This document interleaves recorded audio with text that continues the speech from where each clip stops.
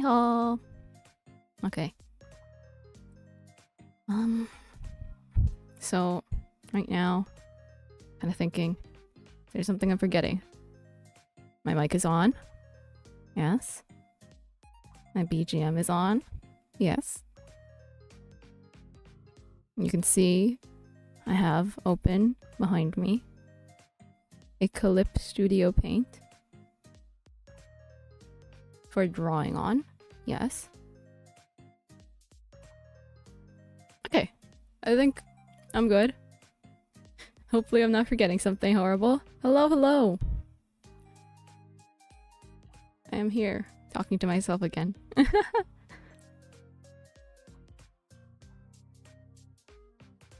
So this brush is kind of large. Today we're going to be drawing Ms. Maki Harukawa in place of Kaede Akamatsu here. I'm like, why does it look uglier than usual? I think the resolution is low. That's all. Kaede has a very round... I mean, Maki has a very round face compared to Kaede. So... let's reflect that.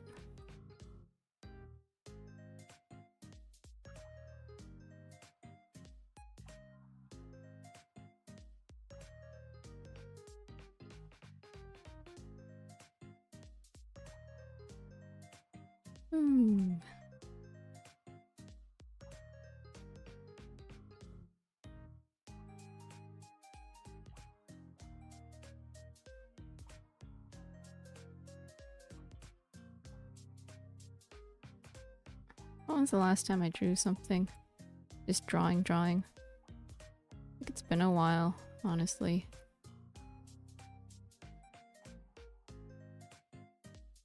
I've been busy working on an animation. I actually haven't touched it since then, since the stream. And also 3D modeling.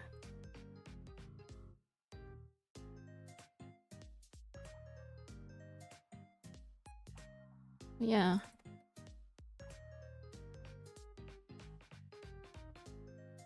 This Kaede looks nicer when she's flipped. She looks kind of silly when she's not. Anyway.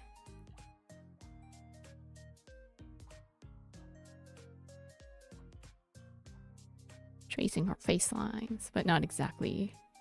Because Maki has a rounder face.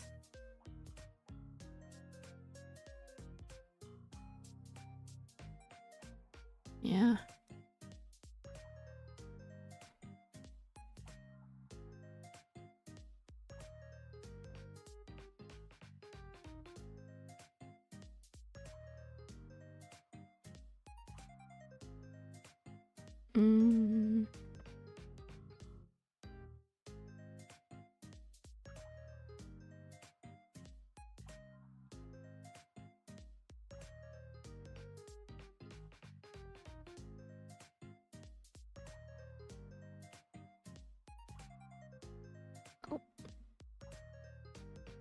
I should really just use a different brush that isn't locked. Okay. I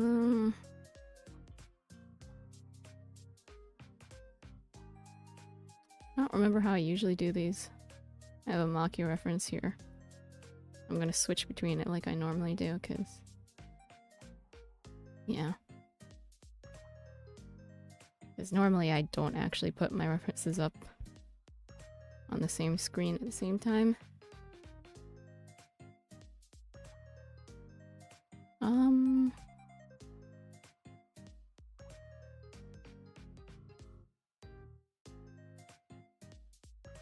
Let's scribble clothing. Her body and her clothing. Ms. Maki Harukawa, I've drawn your sailor uniform so many times I could do it from memory. Actually, I'd rather not do it from memory.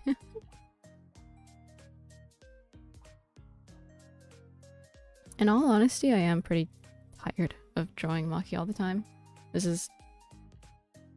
I've inflicted this upon myself, though. I was the one who chose her to be the protagonist. And like, I've reached scenes where other characters, I can draw other characters, like the really ugly final CG in the prologue. And I'm just like, I sketched them, I don't want to draw them now. So I don't even want to do it.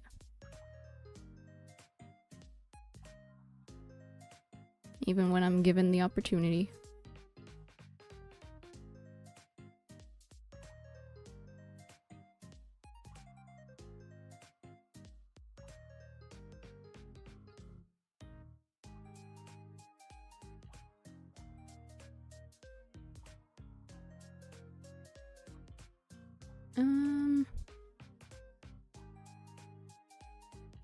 Should probably have a Kaede reference ready as well so I can conveniently see how and where their outfits do and don't line up. Whatever. I don't care enough for that. So yeah, I used to actually use a different brush for my line art when it comes to like CGs, but now I just use my usual line art brush.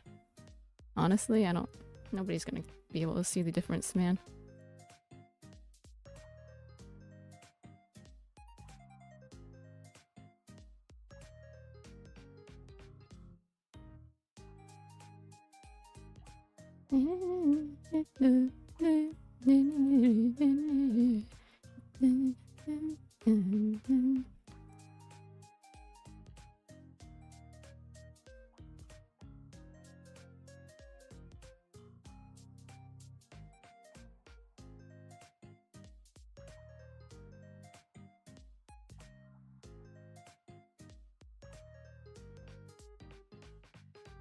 I feel like I'm probably drawing it way too deep. No, this is about right.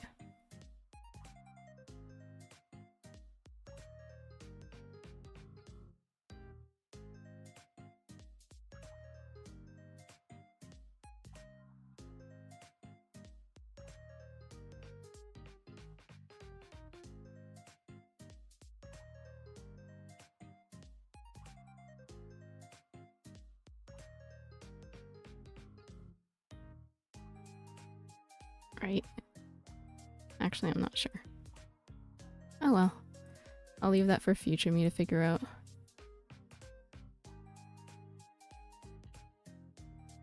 Let's just sketch it in.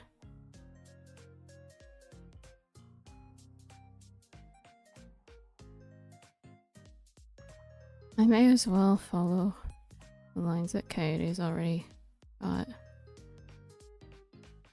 Maki's sleeves would probably actually end here. So rolled up and all that.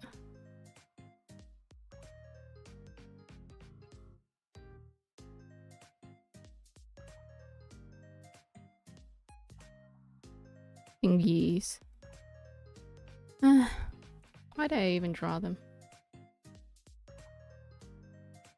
I'll draw them in more detail later.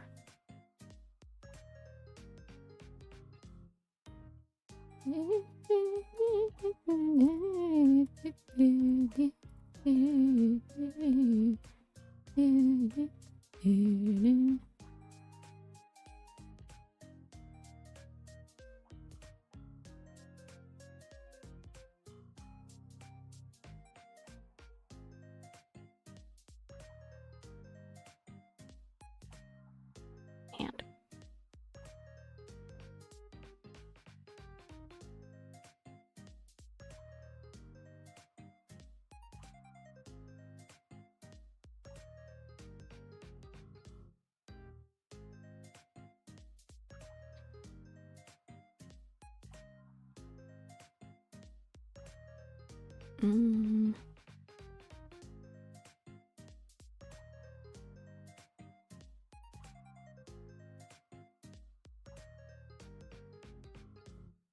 it's kind of wide. Maki has a very slim look to her. So.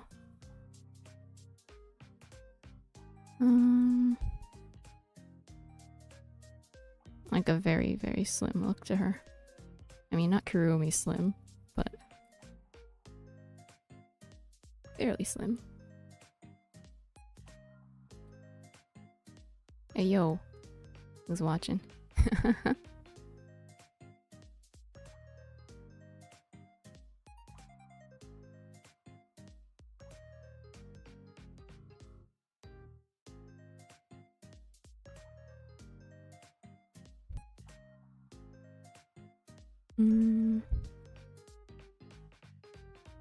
Kind of bothers me is that, like, obviously the whole part that's covered up with the monopad is not going to show up. So, what's the point of drawing that part? See, this is my downfall as an artist. You can't just not draw the parts that don't appear. I got bored of drawing her body. Let's draw the hair. He has one long strand, and okay, a lot of V3 girls have this for some reason, where one hair, they have bangs where one hair is a long strand and the other is a short strand. Angie, Tenko, Maki. Who else? It's like weird, though.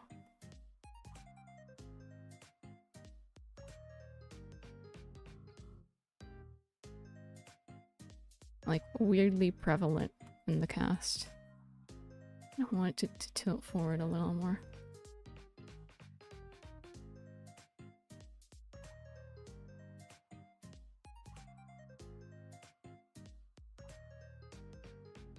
Perspective. Gravity. All that fun stuff.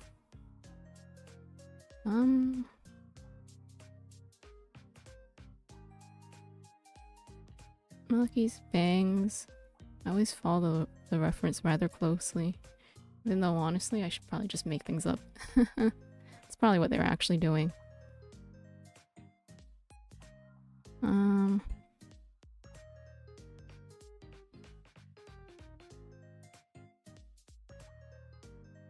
Okay, now let's make this not look like a dumpster fire.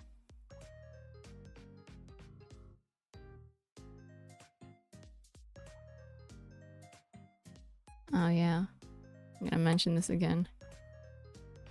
I mentioned it in my animation stream, but here it's definitely more prevalent because I'm drawing faces and whatever. In case you can't tell, I did not learn how to draw. I'm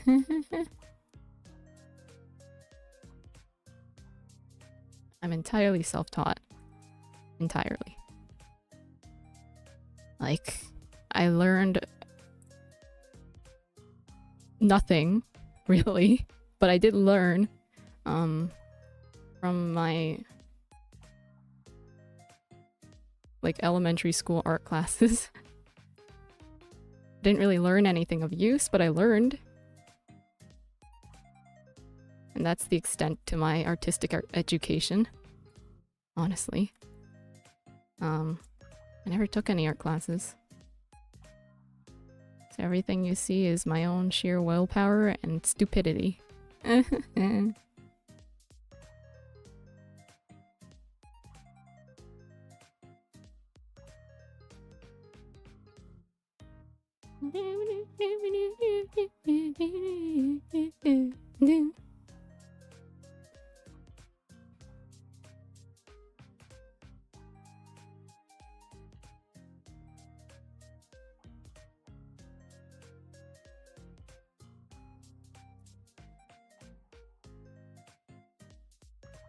Really don't have anything to talk about.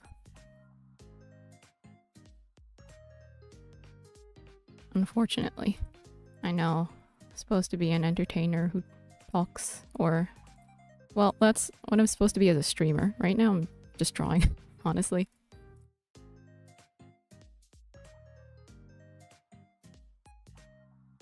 I think if you're a good enough artist, you can honestly just do a stream where you draw. And that's all you do.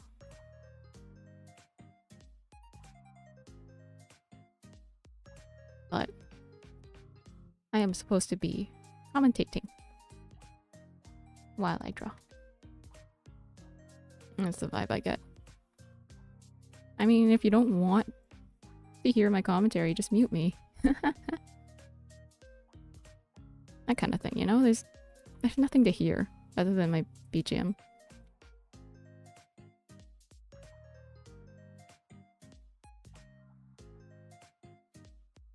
I shouldn't rehash stories. I'm so tempted to, though. I have a whole bit about my BGM being, like, insisted upon me by Halara Nightmare of Master Detective Archives Reincode. Because it's called, like, something about raining cats. Man, I should have checked what it was actually called. But I'm illiterate in Japanese.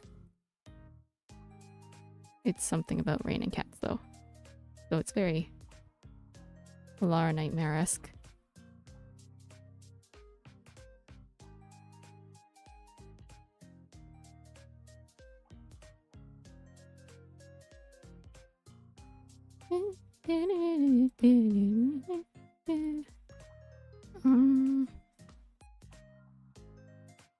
Let's have this.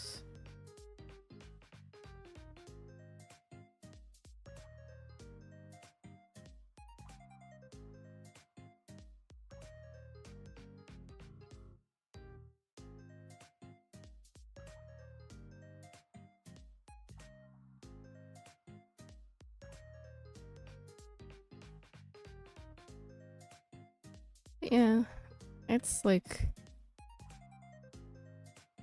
kind of nice to do something directly related to Resolute Rebellion on stream.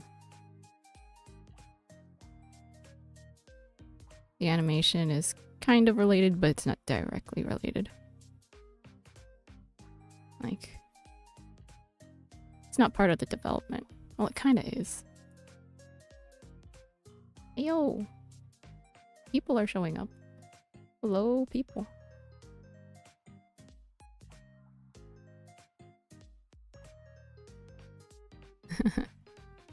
I have my stream statistics open on my second monitor, which is actually my drawing tablet. I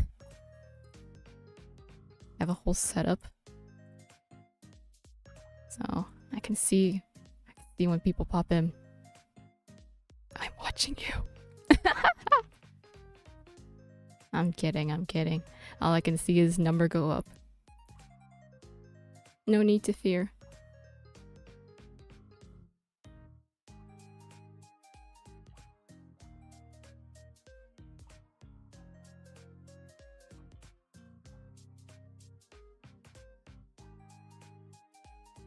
The streamer does not know your location.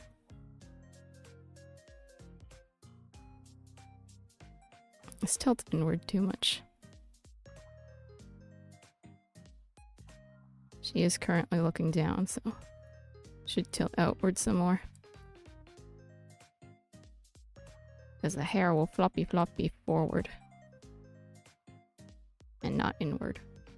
That is just weird.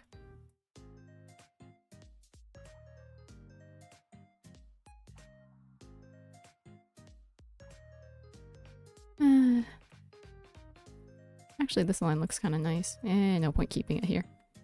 I'll just draw new lines in.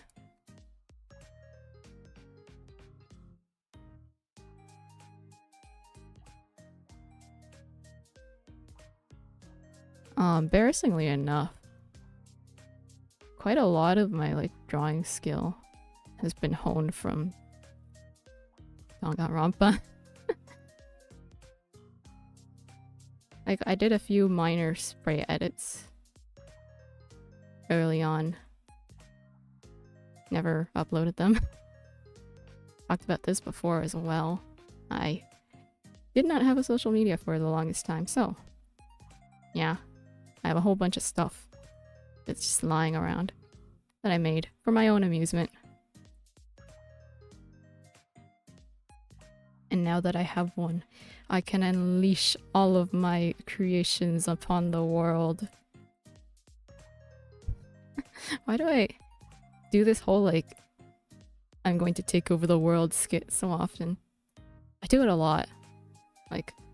Not on stream so much because I don't stream enough for anyone to notice.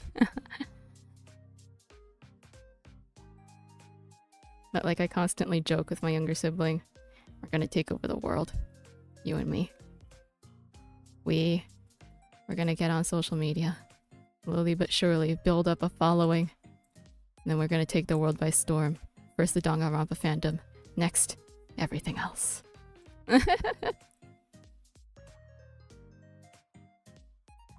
We have no actual world domination plans in place.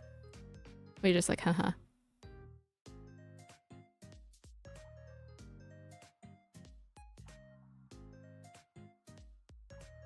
Haha, funny. I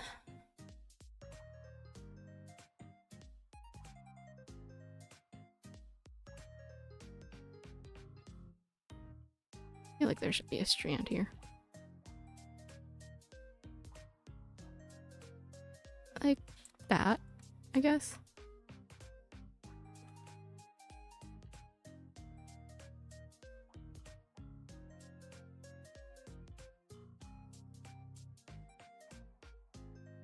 Let's get rid of Kaede for a minute. Oh, that looks pretty decent, honestly.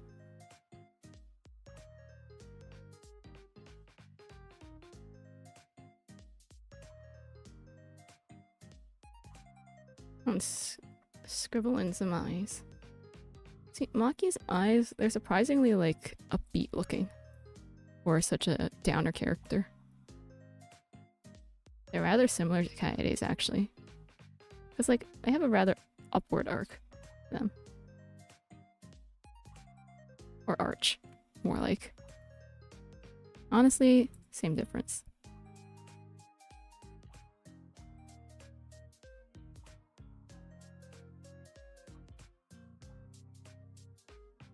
Tilt inwards quite a bit, honestly.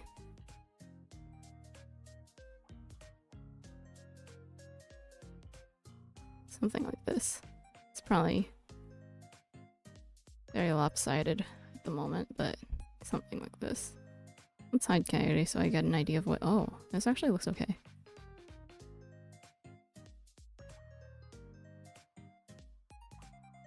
It's kind of lopsided though.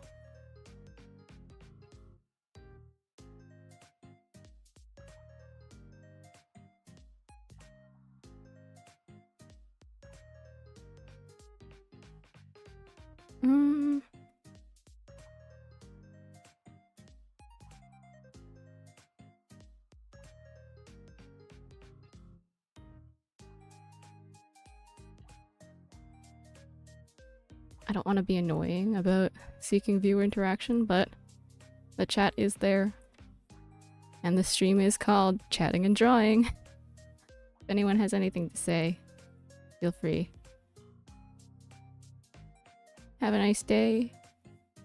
Find anything cool walking around on the sidewalk. I don't know, man. What do people do? I know what I do. I took a nap. I took a nap until now.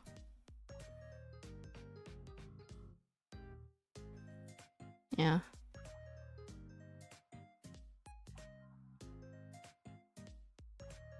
So Maki, she has these really distinctive like eyelashes.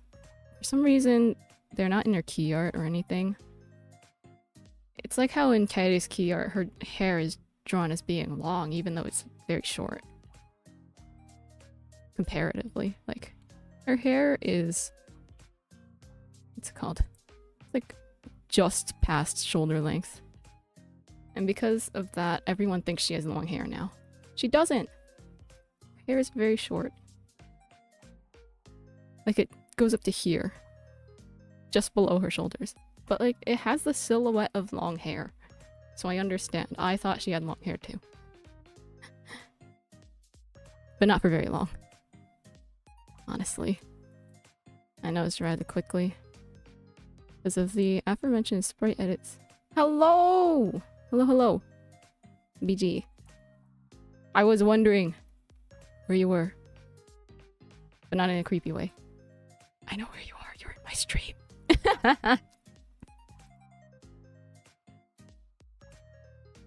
Oh, that's fine.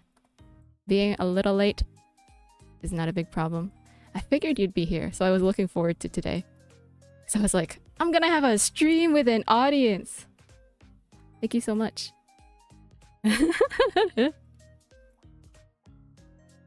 Yeah. I'm in your walls. No, I'm not. Unless you put me in my... And if you put me in your walls, like you take your phone, you strap it into the inside of your walls. I would be in your walls. Your phone would run out of power after a while, so I'd stop being in your walls, but I liked it better before. Sorry.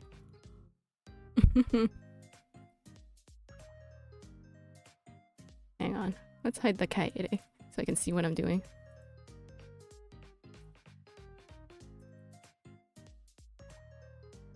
Yeah. Maki has these nice eyelashes. Very prominent. But then, like, hang on, let me pull up the key art for you. In her key art... Wait, do I have it anywhere? I should. Okay, maybe I don't have it somewhere. Oh, I should be able to pull it out of the game files. Hang on. It's in the game files. Hey. I'm like, wait. Never mind, it's not in the game files anymore because I replaced him. I replaced it. I think I have them actually in my sprite folders. So I backed them all up. In case there's any reason I should want them back. No, don't open that. Never mind. I did not. You know what? Side quest for nothing. Pointless side quest. Okay, I'm just gonna pull up the good old V3 the Danganronpa wiki. Danganronpa V3. Maki Harukawa. Oh shoot. Click on it. Here. Oh, shoot. My computer is lagging. I think it hates the wiki. Don't worry, I don't like it either. I mean, it's just kind of annoying. I don't like Wikia, I guess. Like, where are her distinctive eyelashes? I can kinda see one here, but not here. Oh. Anyway, pointless endeavor complete.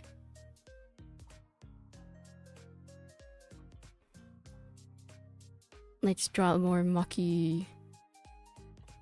I'll draw all the tiny eyelashes later. For now, let us give her irises. She already looks like she's looking at something way worse than Kaede is. She's like, oh my god. What is this?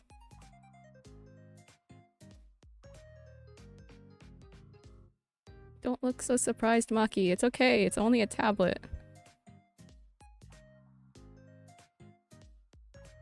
I mean, it's the tablet that, like, contains the rules that confine you within the Ultimate Academy, but it's just a tablet.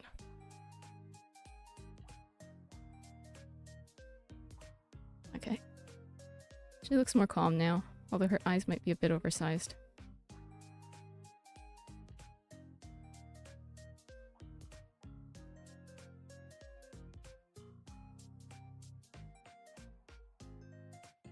Any tips for replicating the DR style? I'd say it mostly comes down to coloring, honestly. Unfortunately, see, I kind of realized this after I saw your comments in the preset, the pre-chat. Probably not gonna get to the coloring point today. That's probably for another day, but I can do a little bit of like a tiny short showcase if you want. Is there anything I need to color? Oh, actually, come to think of it, So Beck recently finished some line art for me. And I'm like, thank you very much for your help. Because there is too much for one person to do in this big project. This is the wrong folder.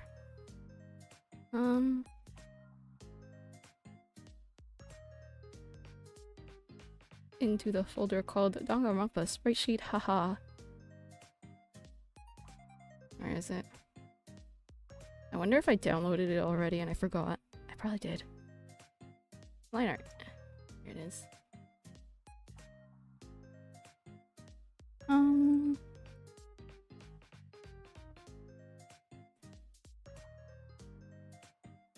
I didn't download it. Alright. Awesome.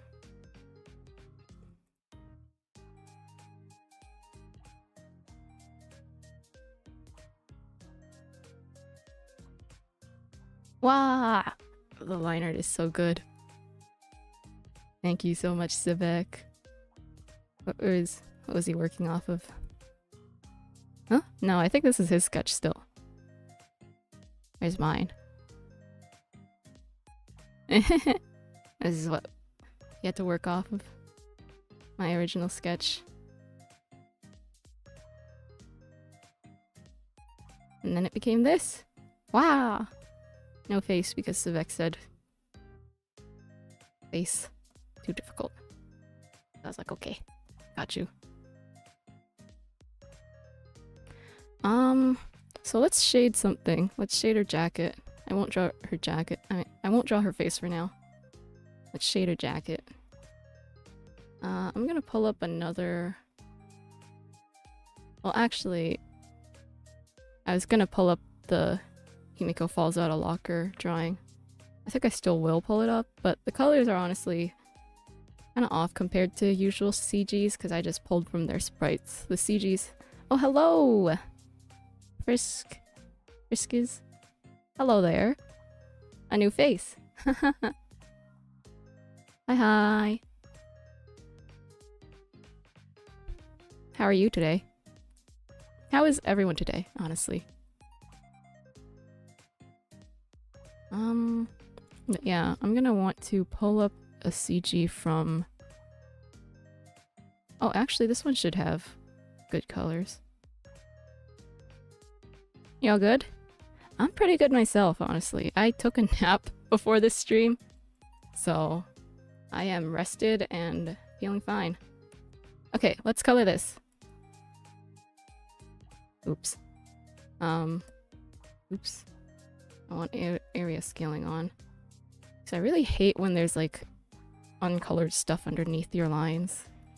Really annoying. So make sure to turn area scaling on. And then... So that colors everything manually. That mad ladlet.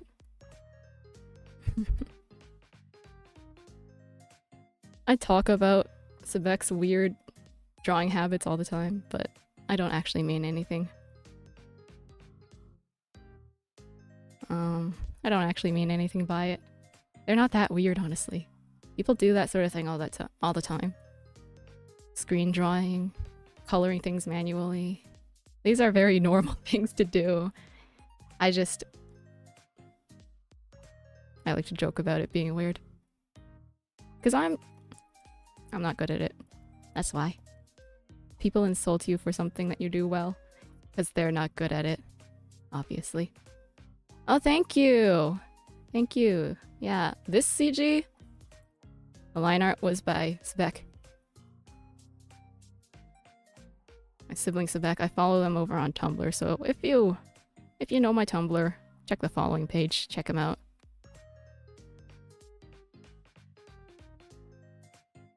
He draws very nice. Very, very nice thing.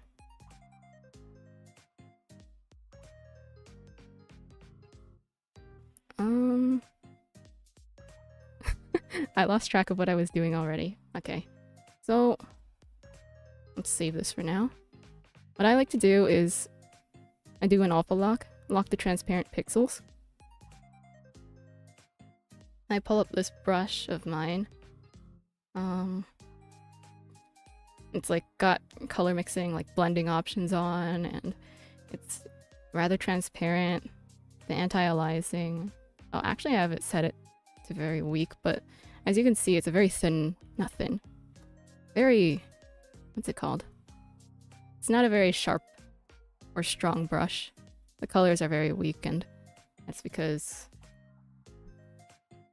I think it's the, what's it called? Brush shape itself. Yeah. I have it set to pencil in Clip Studio Paint. It's a very, not a very harsh brush. Very good for blending and coloring and stuff like that. I actually use it myself, but in a rather different manner. Like, when I usually draw in my own style and for my own fun, I like do hard colors for shading and whatnot. And then, after I do the solid colors, I take in this brush and I use it to smooth it out. Anyway, that's enough about me. Let's clear that.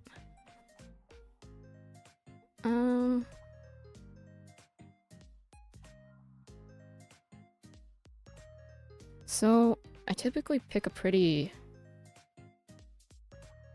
honestly, a much lighter color than the, what's it called? Oh, whoops. This is probably a darker color. Oop. I want to pick a more neutral color. I was thinking it looked a little dark. Convert to drawing color. Okay, that looks better. Anyway, let's turn up the color a bit. Okay, I can barely see it. Turn it up higher. So yeah. And then I just shade it with this brush, honestly. I feel like making yourself the right brush is half of the work. I'm not that experienced in like making brushes though, for like not in real life or in digital art. So yeah. I actually had some help from my older sibling. Where's the light supposed to be coming from here? Hang on. Hang on.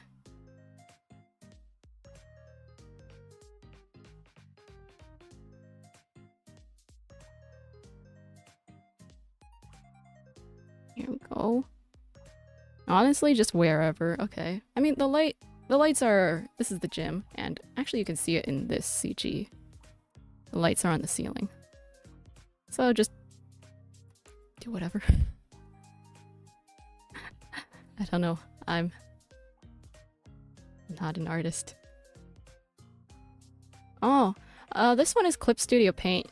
The Pro version, if you get it on sale, it's actually not too pricey. Hang on.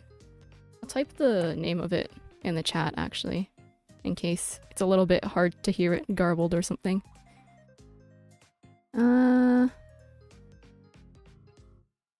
Flip. Studio Paint. There you go. And yeah. They do sales like four times a year, I think. So you grab the Pro version. The EX version isn't very different from the Pro version. I kind of have it. But that's because like the EX version has all the features you'd want for animating, and as you may have noticed, I am a teeny tiny bit of an animator. So yeah. I'm trying to remember, to be honest. Oh yeah? Sebek also used to use only his phone for art for a long time. I'm gonna talk about Sebek a lot. Maybe bash him a bit. But yeah.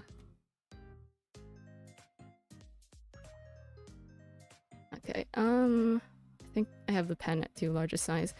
If the pen is too big, it's just gonna look Oh, he uses, what's it called? Ibis Paint. Probably already know and use that one, honestly. He didn't use it for this, but if you check his Tumblr, that drawing with Kokichi, Chiaki, and Chihiro, yeah, he used Ibis Paint for that. I'm just like, bro, how do you do that? So yeah. Yeah, figures. It's like pretty well known. I've used it a few times. Never really liked it though. I think I've been just drawing on PC too long.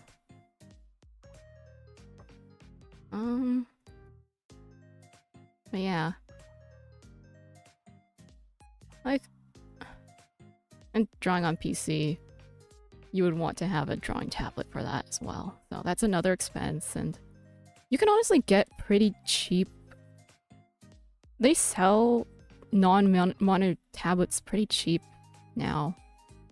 Like, apparently my older sibling bought the one that I used to use, my hand-me-down. They bought that at like $200 or something, but nowadays you can probably get one for 30 if you go small enough. Not that you might want to get one that small, but I think mine was 12 inches. Like, in width. So the one I'm using now is, I think, 13 or 14, so.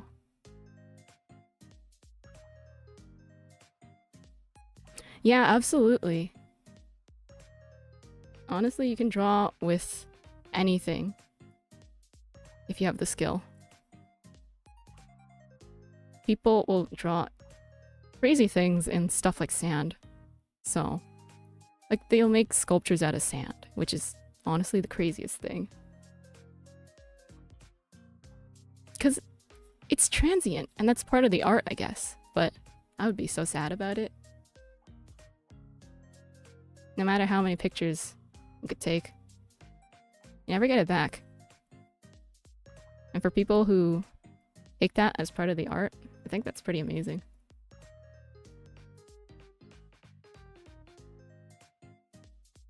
But yeah. I really thought, like, if I got a monitor drawing tablet, I thought I'd be able to, like, maybe use it to my advantage to produce better art, produce art faster. But at the end of the day, I actually I haven't used it as a monitor tablet, like, almost ever. I've used it just the same way as I used my previous tablet, which is hooked up to my computer. I look at my computer screen instead of the tablet's monitor, and I just draw. Yeah.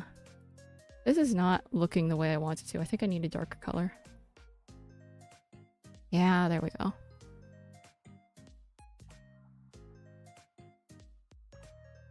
Oh man. You could probably buy replacement cords. Hopefully they're not, like, more expensive than getting a new monitor tablet, though.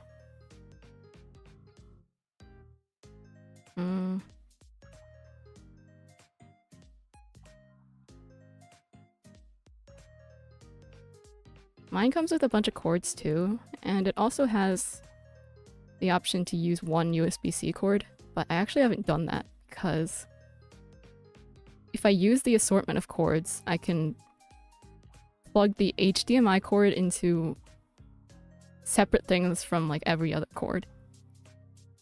And, well, I've talked about how I streamed Raincoat off of it. I've used it for many things that are not drawing related. Let's just say that.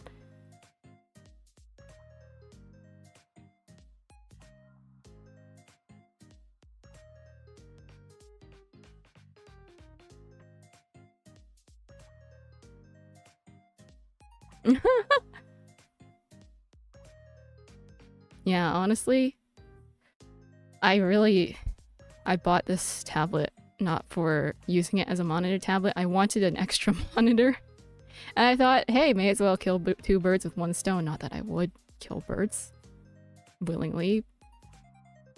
I mean, I eat chicken, so maybe I shouldn't be saying that. I'll eat meat. But I'm ready to tangent off onto something else. No, no, no, stay on topic. Yeah, I really just wanted a monitor, so an extra monitor. So I got a tablet, a monitor tablet, and now I don't really use it as a monitor tablet. I just use it as another monitor.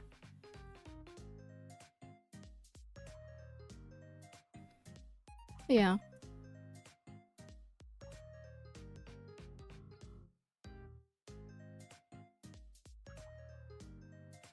This is way too light. Typical order of color. Huh. I kind of just do whatever. Honestly. Like, you should probably not take the ordering that I do for anything, because I typically do whatever. I really do. Sometimes I'll start with the shadows, sometimes I'll start with the... what's it called? The highlights. I do it differently every time, but you could definitely experiment and see what you like. This is way too light. And a lot of the time when I don't like the colors... No, not cut. Copy paste the layer. Apply like color burn effect to it or something. Actually, since it's bright, I should probably use color dodge. That also helps me envision what the colors look like better when like it's really dark, like it is here. And I adjust the opacity of the extra layer. I'll leave it like this for now, actually. Once I've adjusted it, something I'm fine with, what's it called? Merge the layers together.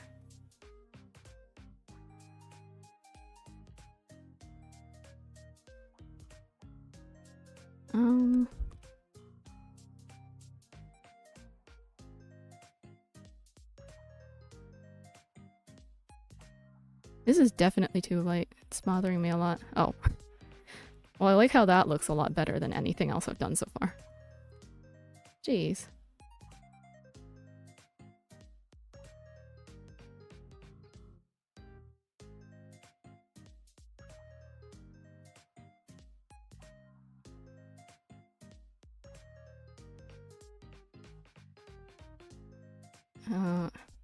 Unfortunately, when I use this drawing tablet on top of my computer, there's like a blind spot where I think there's a magnet on my computer or something, so it doesn't pick anything up anymore. But yeah, I guess I can suggest some ways that I've done it before, like sometimes I'll start with the darkest color and then color over it with a lighter color. Sometimes I'll start with a lighter color, color over it with a darker color. Not as often, I don't think, so maybe don't use that one. I think that one's not so convenient, intuitive, whatever. So maybe don't do that. And then sometimes I start with like color in the middle, and then I shade it and I put highlights in. That kind of thing. My older sibling, who is like an actual artist, more of an actual artist, once suggested though that like in general you should draw with like highlights over shadow rather than shadow over highlights, or like the neutral color. So yeah, but I just do whatever. This is why I'm not a real artist. Well, not really. I never learned how to draw, is more what I mean.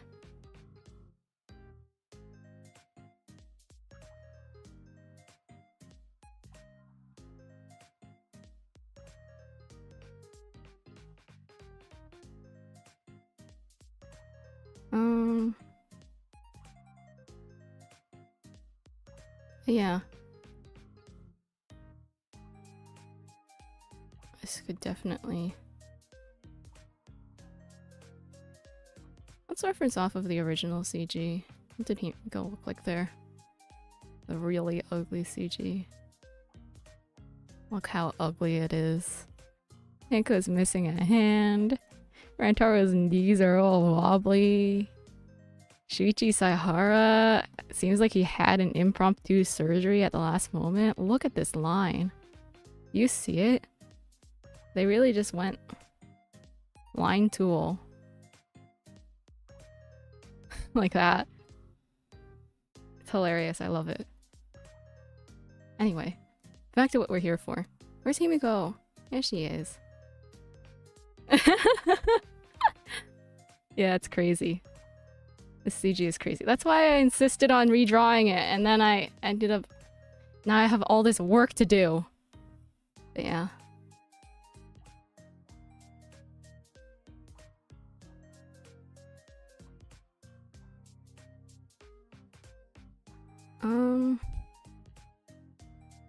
Let's see.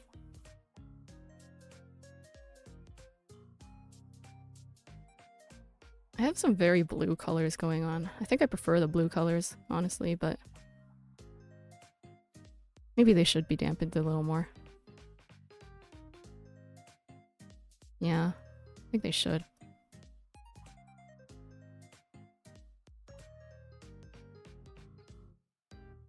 Yeah. Definitely a team had to think about where they allocated their resources.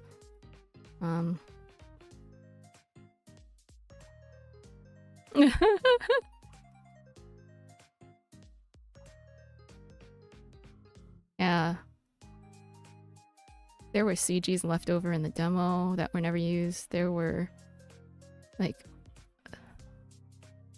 original or, like, beta versions of some existing CGs that, like, got used at the end of the game because they forgot to swap them out.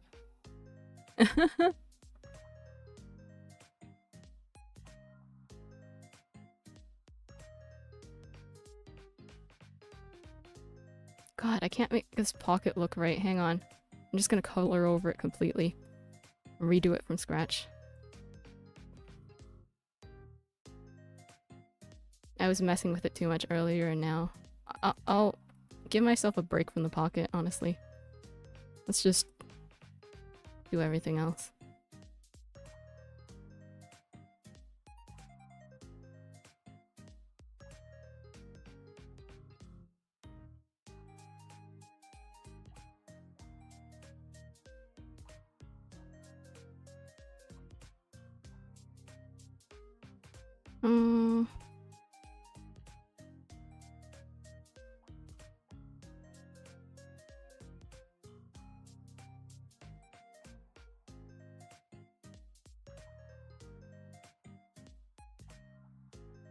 It's been a while since I've drawn a CG, so apologies if this is not going very quickly.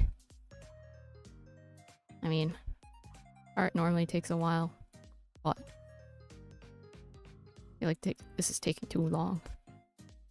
I'm impatient though, so yeah.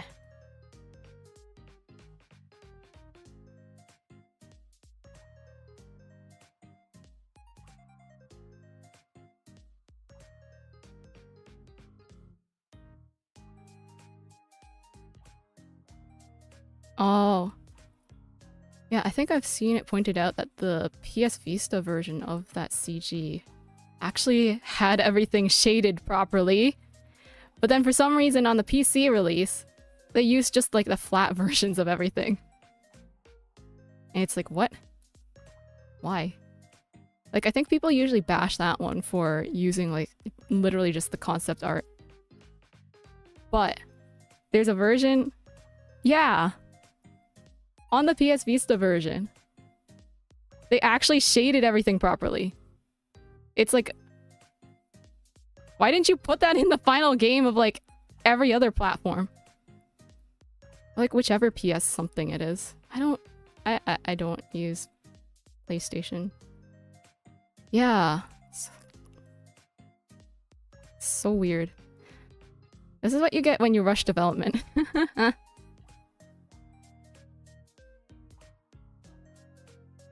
Yeah. Absolutely. Like, I don't know which PlayStation it was, but it was... Yeah, yeah. It's like, that's not gonna be as big as a PC screen. And yet, you didn't put the actual final version of the CG on.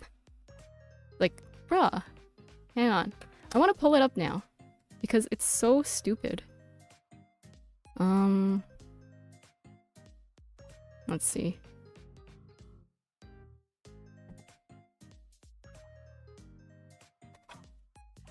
Danganronpa V3.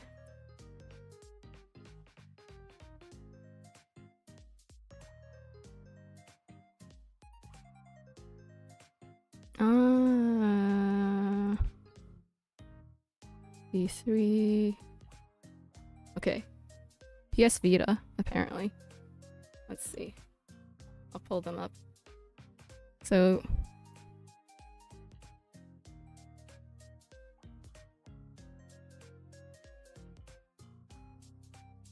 here's the PC version. Ugly. And then...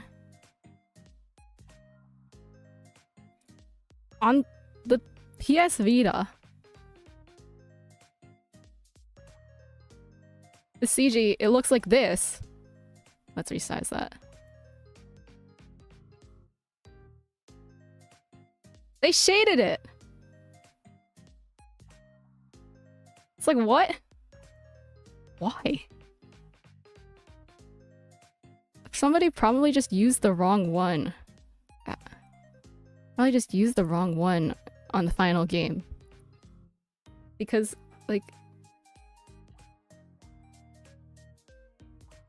yeah, the artwork was definitely rushed, and it's probably because a lot of the artwork and the, like, what's it called?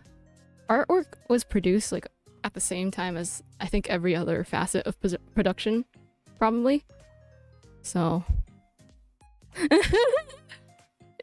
he is, yeah.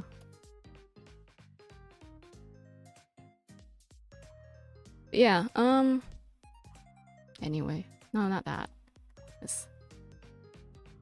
So, yeah. I feel like... usually artwork is probably done earlier than other parts of production. But, like, in V3, everything was honestly being produced at the same time, I think. And with not enough time as well. So, yeah. Like, if you read the dev commentary, they talk about how, like, they were working on it till the last moment. And I think that's, like, pretty much every part of the dev team. And apparently that's just how it is with, like, Danganronpa games. That's kind of part of their production process. Something like that. Yeah, yeah. The DR3 anime was produced at the exact same time.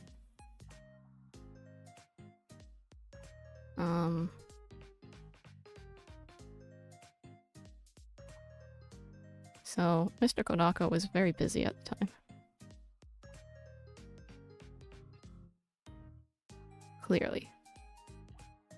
Trying to think of it. I guess... it's like... I think Danganronpa's artist, Komatsuzaki, he probably did, like, concept designs for the anime characters as well as some of the art. Like, some sort of art for them. I don't think so, actually, but at least the concept designs. So he did all the concept artwork for them as well, probably, so... that guy was busy, too. Everyone was busy.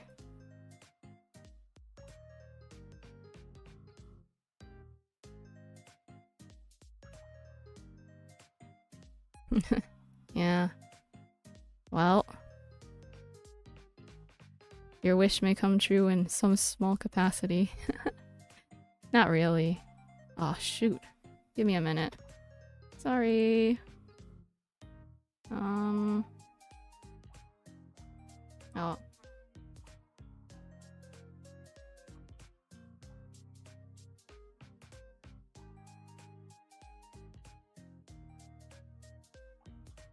Okay, somebody took the call. Oh yeah. Like, at the very least, the Danganronpa 2 characters all show up in the DR3 anime, and the Danganronpa 1 characters have their own anime, but... yeah.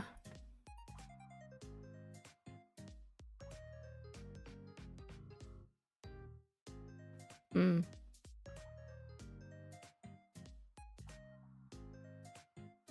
haven't watched any of the anime adaptations, actually, so... I don't actually have a strong opinion about them, but... to anyone who wanted a DR2 anime, my condolences. But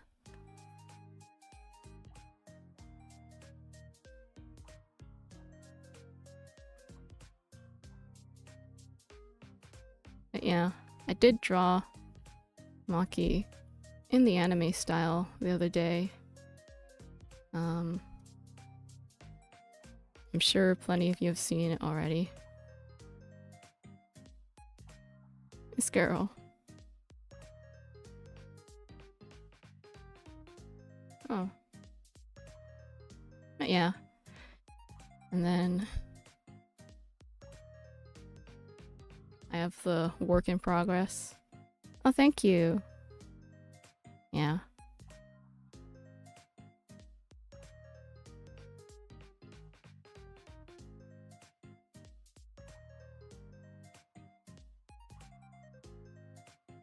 Animation of her stepping out of the locker. This is going to be for basically a promotional video, like an ad almost, for Resolute Rebellion. So that's my Danganronpa V3 mod. I'm not sure at this point if I'm gonna have like animated, like anime versions of everyone show up. It might just be Maki and Himiko, because I have enough stuff to work on already, but... oh, thank you! Yeah. I'm quite proud of it.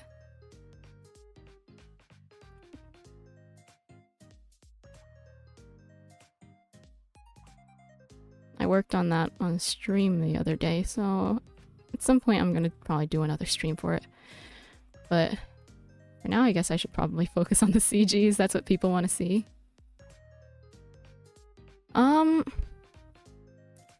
So at this point in time, I want to go back and add executions, but right now, if I produced them, they would take so long to make. I would love, honestly, to get someone who has experience doing fan executions to help me do them. That would be awesome, honestly. But I'm not sure if I would trust them. I mean, if I direct every little detail and have full control over the project, then there's no problem, right? But yeah, I don't like the idea of that. But if anyone is out there willing to work with me as I'm like the dictator of this project, and I'm like, no, you're literally just the one who's doing, you're like the lead production person. And like the only one, aside from Sebek, who started helping me recently. Thank you, Sebek. But yeah. Yeah. Like, I just think about how annoying it would be to replicate it. Like, I know how they would probably do it. I'm just like, man, I don't want to. Because it's like splines and whatnot. What's it called? Paths, pathing, all that fun stuff, video editing stuff. I'm just like, nah, I don't wanna, man. I have enough to do. With modding the game and like writing the talent swap and and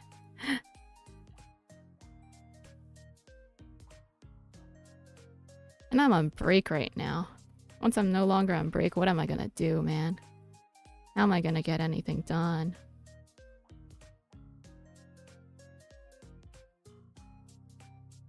Yeah.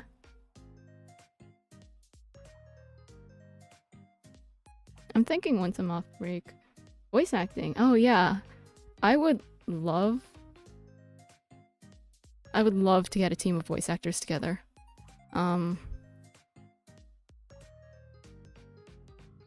That's like part of my long-term dreams for this mod. Alongside getting it translated, especially back into like Japanese. I would love to share this with Japanese speakers if they wanted to see it. But yeah. I'd love to just grab a team of voice actors who would be willing to help me out. Make this mod into a voice acted reality. Like, yeah.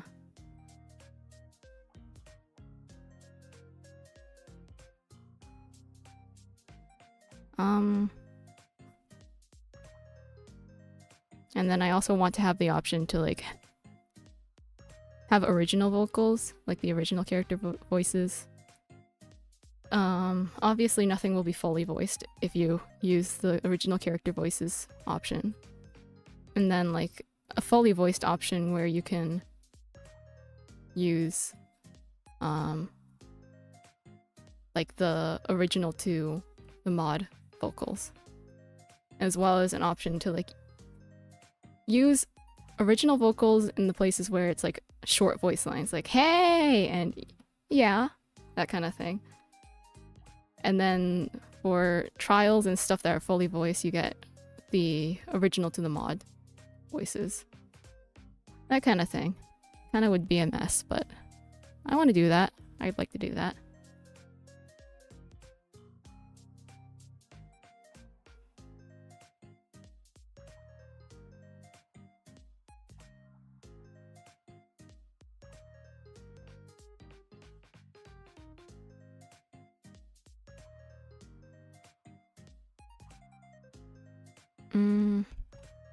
But yeah, I'm not really...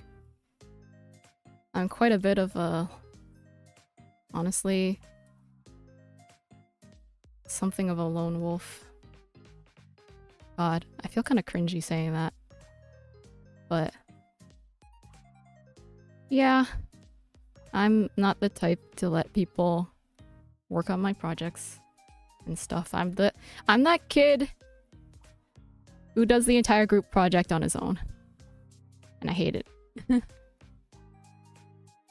So, yeah. Oh, that looks better. If and whenever the team gets expanded, that would be a lot of fun, honestly. Oh yeah? Wonder if you'd be a good fit for the team. I have a friend who I did some recordings with them a while back, and they actually did pretty good at imitating several of the characters' voices, but just having two people work on the voice acting would be a bit much. Like, yeah. And like, neither of us can really hit some of the certain voices. Because like, that friend of mine has a rather deep voice. My voice is rather high. To my dismay.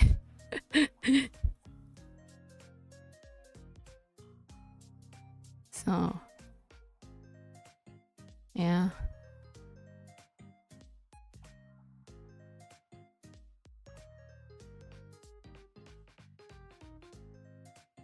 And then, like, no matter what you do, if you have characters who are all voiced by the same people, you can still kind of tell that they're the same people. So, yeah.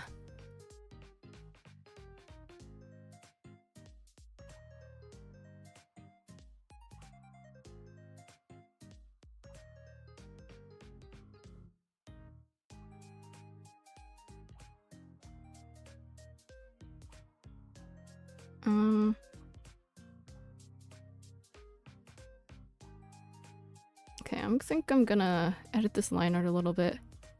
Is Himiko? She's a little too busty.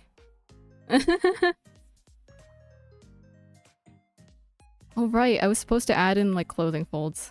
Oops, maybe I'll do that right now as well.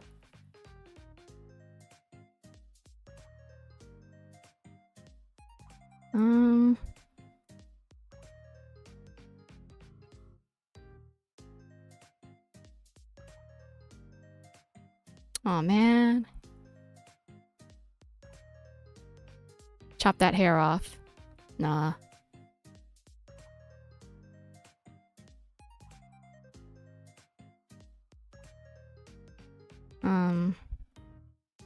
Yeah, I feel you.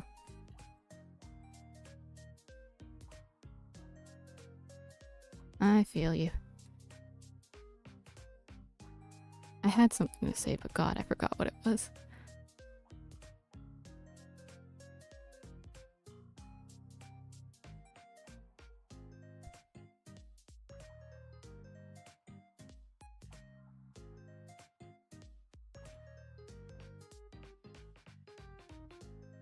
Yeah, if you like having long hair, definitely don't let people convince you to cut it just because, like, it's not getting you the right perception from others. But, like, at the same time, it might end up being a sacrifice that you want to make and end up making, you know? But, like, hair grows back. So, don't feel too bad about it. Experiment. That kind of thing. Oh my god, why would people say that? I'm scared of bathrooms myself, honestly. So, if I had somebody say that to me, I would stop using the washroom publicly.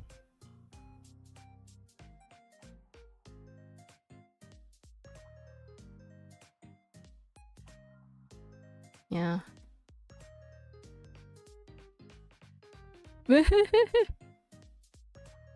Yeah. Thankfully, I have never had an experience like that.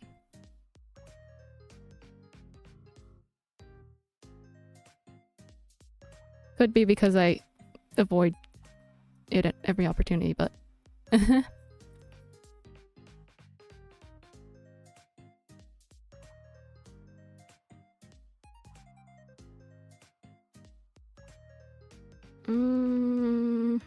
Clothing folds, clothing folds. Himiko needs clothing folds.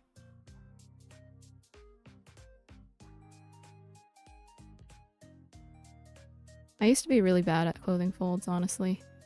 I mean, not really bad, I just was inexperienced with them. I've done them a lot more since, though.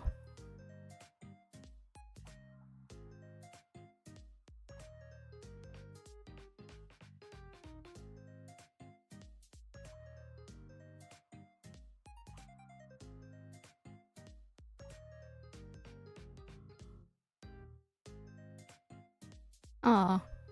Yeah, see how you feel after you cut your hair, honestly. Like, if you want it back, you grow it back. If you don't want it back, you keep it short. Hair really is a huge part of people's, like, perceptions of others' gender, though. And, like, even if you cut your hair short, make sure it's, like, a masculine hairstyle if that's what you're going for. Or, like, you can have a feminine hairstyle that's short as well. Like, experiment. Hair grows back. And if there's one thing that you can experiment with without worrying too much about it, it's hair. Clothing, you have to worry about the price, but that's easier to change than hair if you have the money. So, Yeah. But although it has like, like definitely has an effect, I feel like hair is probably the most impactful thing in terms of gendered perception.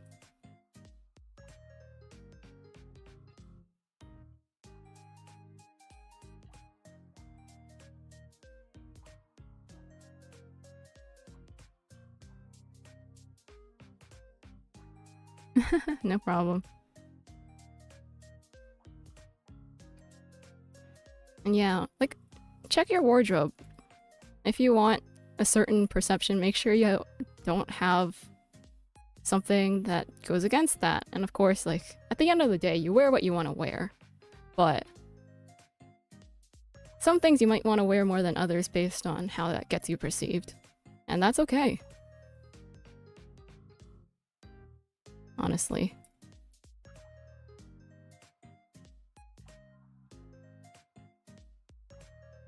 Like,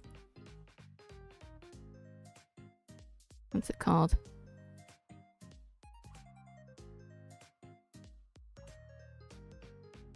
I know it took me a while to get, like, looser fitting pants. And I finally have a really nice pair of sweatpants that I wear all the time now. But yeah, I used to really only have like cargo pants. And then all my other pants were weird and sticky and close fitting, bought by my parents for me. It's like, why? Why do I have to wear this stuff? Yeah. These things, like, they linger. Oddly. Awkwardly. You gotta, like, go through and weed them out slowly. Figure out which of them are even weeds. That kind of thing, you know? It's a whole question.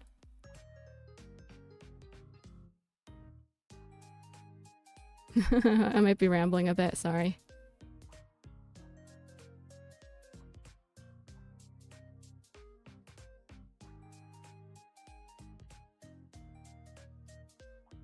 Oh, now I'm just tidying up Spec's line art. Wasn't I supposed to outsource my line art so that I didn't have to do this sort of stuff anymore? Whatever. So I drew the clothing folds. Yes, I've drawn the clothing folds. Let's get back to this. Oh shoot.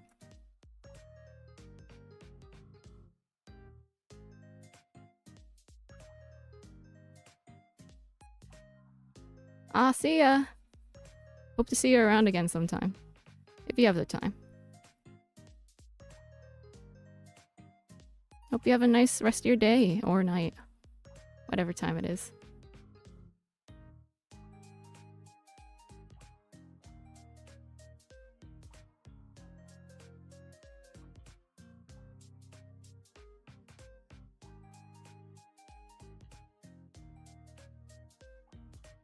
Oh, having the clothing folds makes me... Okay, I know what direction all these colors are supposed to go in now. That's what I was missing. Gosh. Idiot.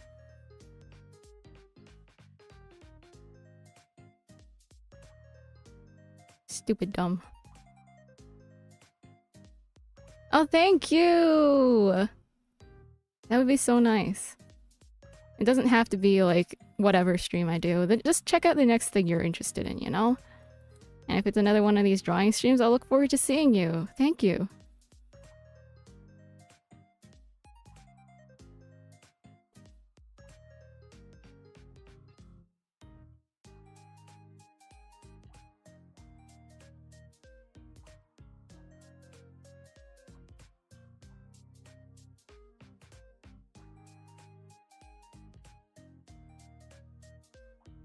Okay, I have clothing folds now. I know what I'm doing!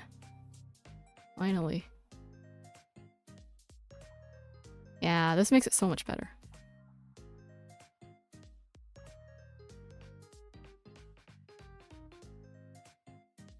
There we go.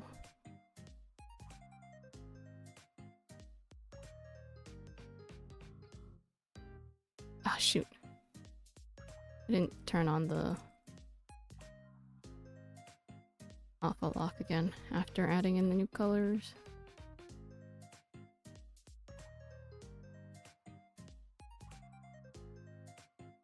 There we go. This looks a lot better, honestly. Okay. Pro tip. Or amateur tip. Don't forget your clothing folds.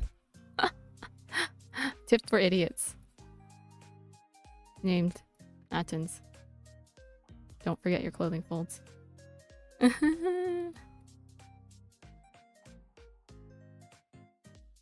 Svek was like, I'm not so good with clothing folds. And I'm like, what do you mean? You're amazing with them. I didn't tell them that, but I was like, okay, I'll do them for you. Just like, you know, draw the line art without them and I'll add them in. Yeah, I was supposed to have done that, and I didn't.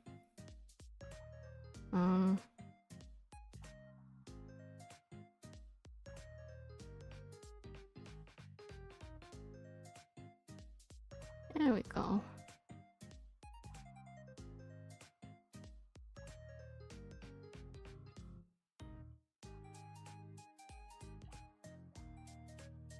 Okay, I think I'm getting back into the swing of things.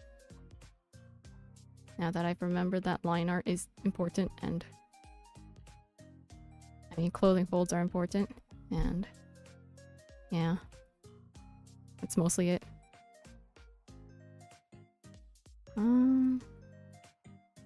Yeah.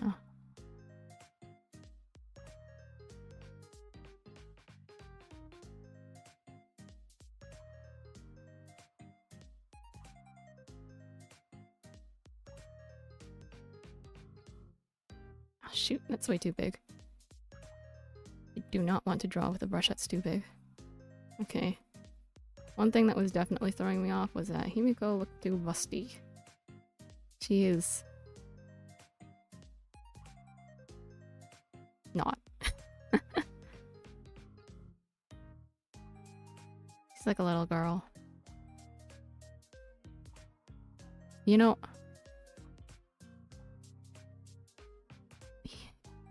like, canonically Himiko is very much like, wants to be like an adult. Like, one of the items she likes is the candy cigarettes.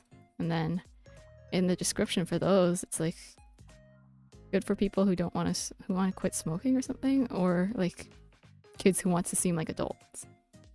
I don't remember what the first half is, but the second half is it's good for kids who want to seem like adults. And I'm assuming that half refers to Himiko. But like in the art book commentary, Himiko's commentary for her pregame uniform is like, she looks like a kid who openly enjoys the joys of youth. And I'm like, oh, that's cute. So I think of pregame Himiko as just being like a mischievous little booger.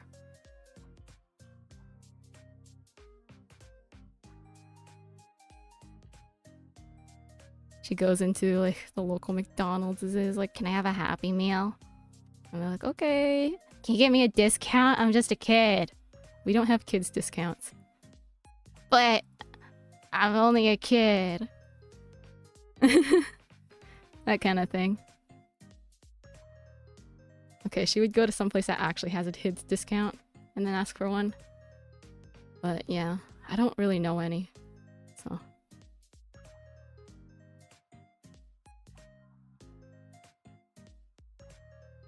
Oh yes, Becca and I also discussed a scenario where she's like, there's a stranger in the park handing out candy to kids, so she's like, give me one, give me one. And then she inspects the candy and is like, she goes up to all the kids. Hey, this candy has drugs, so you shouldn't eat it. Huh? What do you mean, how do I know what drugs look like? I just know.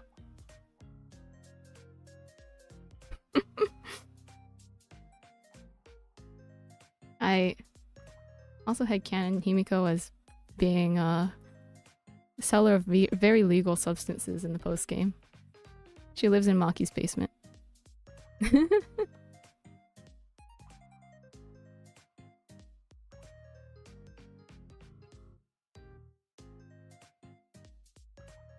Me and my silly post-game, pre-game headcanons. I honestly just... I'm very silly about them.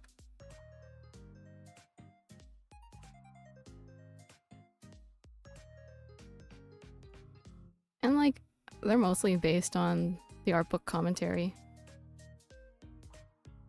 Which I should really get around to asking my older sibling to translate properly for me, because right now I'm actually going off of a fan translation I found. But Danganronpa fan translations are not always to be trusted. However, the official translation is not to be trusted either. Like, if anybody knows about Rain Code and its opening screen, I made a post about it on my Tumblr and it is just kind of crazy. Because if you have Rain Code and you've opened it up, you've surely seen the distribution of this via like live stream, whatever is strictly prohibited. Something. It reads like a streaming ban. And it's actually a mistranslation of please don't pirate our software. And it's like, how do you mess up that badly? Like, they have the exact same warning in Danganronpa V3, and they translated it properly there. Actually. They translated it as, do not pirate our game.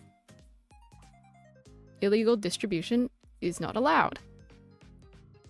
And it's the exact same text in the original, but then like somehow they just completely screwed up the English version on Rain Code. Crazy. I hate it. I recently found out that like someone streaming the game was planning to stream the game. They hit that screen, they were like, wait, what? And they were helped by my post, so I feel kind of like, yay. I helped someone.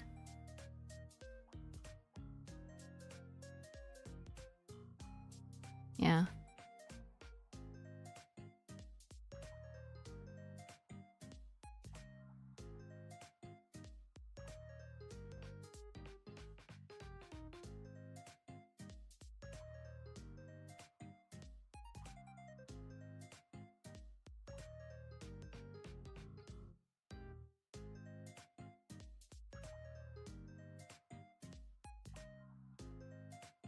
Okay. Yeah, now that I've got the, like, lines in, the clothing folds, this actually looks decent. But yeah, I'll just use that as my demonstration of shading stuff. How does it look? I don't know, I like it. I might change my mind next time I have to come back to this drawing. But for now, I'll just leave it here, and I'll go back to what I was actually supposed to be doing, which is this one.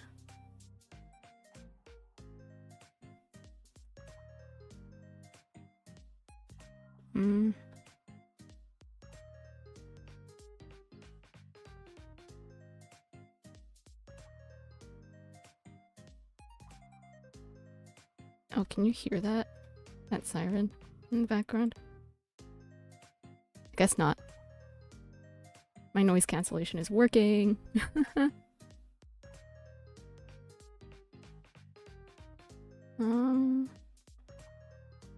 Yeah. Let's keep drawing.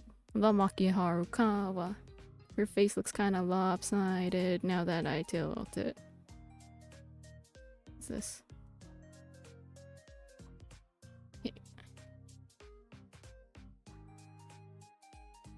I'll leave it here for now.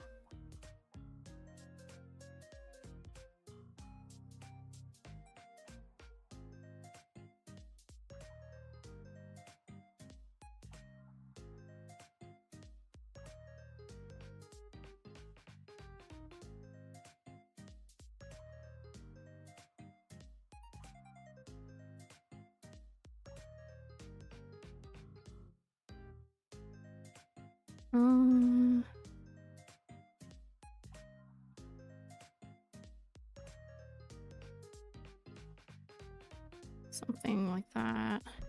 That's too wide. Or too thin. Or whatever. Not too thin. Too short. Words.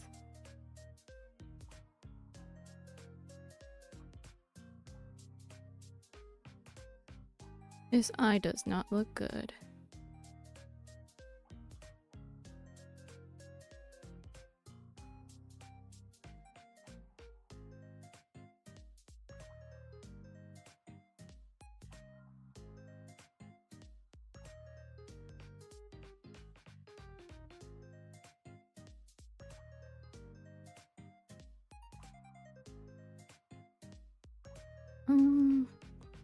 I think you gotta hide the hair. I can't see what I'm working on.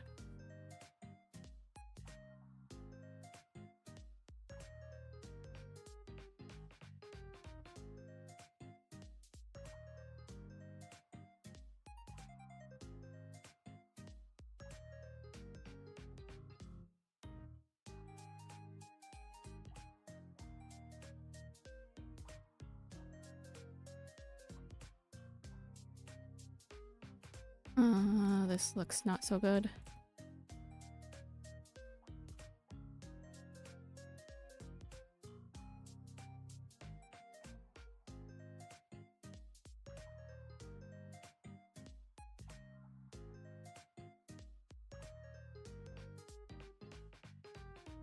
Oh, I think it's lopsided. Whatever. Hang on.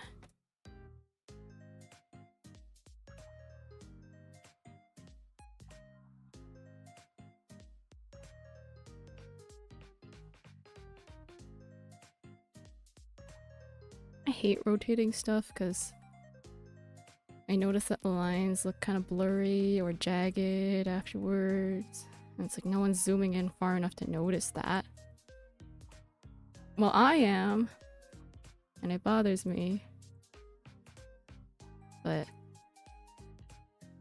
it's really not worth the effort to adjust the lines afterwards. Nobody's gonna notice.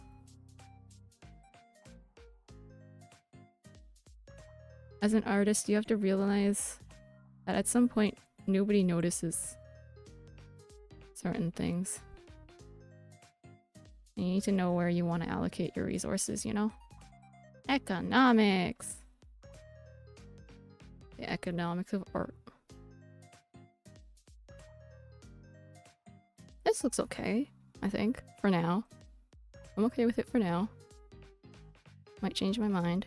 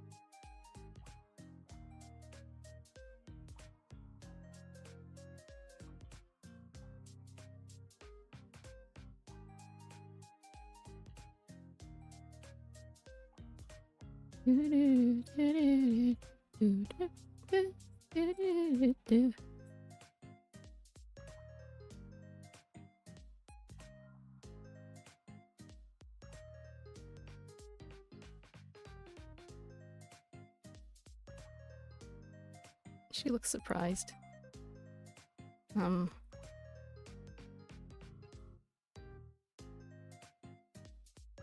I'll leave her like this.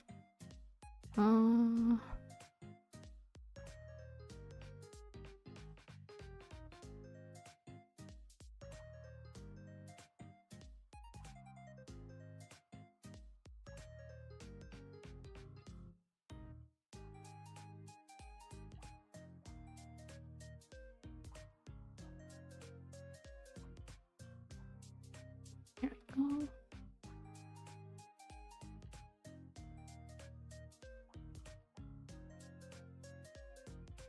Since it's Maki, should have a bit of her duck mouth going on.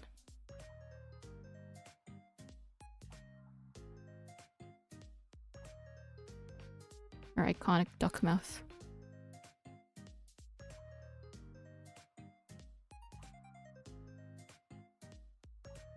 I think as the ultimate adventurer, it suits her really well because you really can't tell what her facial expression is. So people she meets can just interpret it as whatever, really. Like, whatever they think is most favorable for them. So like, if somebody would be spooked if somebody would be spooked if the stranger they just met was smiling at them. They would interpret her duck face as a sort of like indifference, maybe. I don't know. That's how I think of it.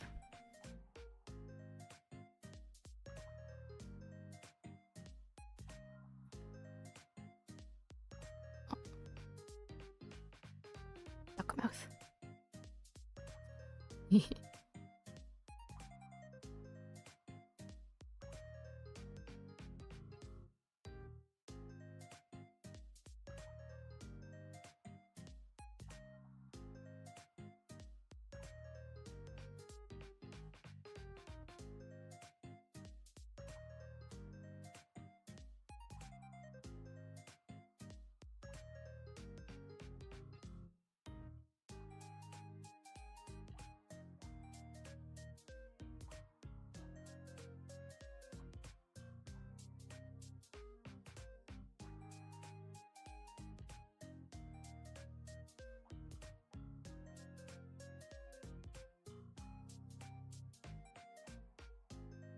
I have some other CGs I need to redraw. But those ones will be like more like spoilers for what goes on. I mean, maybe one of them isn't really spoilery. But the other one is more spoilery, but it's really just a minor edit that needs to be done, so no point in streaming it. I'm really excited to share more of what I'm doing with Resolute Rebellion though, so I'm really impatient. I made a poll on my Tumblr account. Oh, she looks lopsided. But I made a poll on my Tumblr account about like... maybe it's just that she has no eyebrows. Whether or not people want to see me finish the CGs first. No, not that. CGs first and then stream. Chapter 1, the first half of it. Or if they would rather wait until the CGs are like... if they would rather wait until the CGs are done before I stream Chapter 1. Or if they're willing to like watch me stream through Chapter 1 with like unfinished versions of the CGs. So like sketches and such. And currently, like, more people actually want to see the finished CGs, which actually surprised me. I guess like the audience is kind of skewed though, because that would be my Tumblr audience. Let's remove that. And they might be more inclined to see the artwork. And maybe a different audience would be. But I'm not sure. This eyebrow is not looking correct.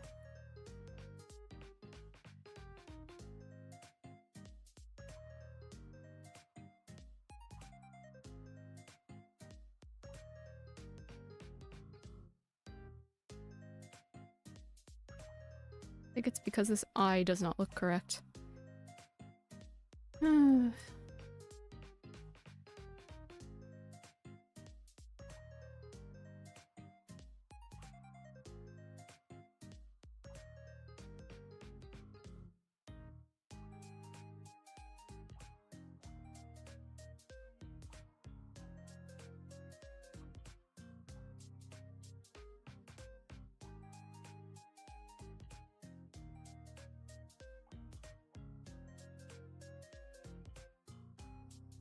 It's a little too bendy, I think.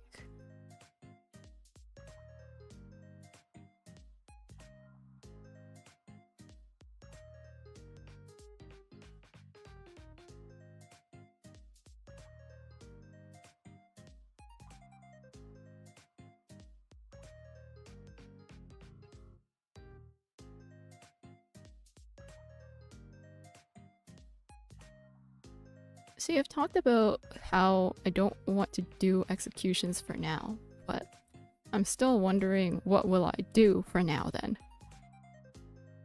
My younger sibling suggested, I think it was my younger sibling? I don't remember who actually, but somebody suggested. Just drawing a joke execution in MS Paint. And using that for the time being. I'm rather partial to the idea.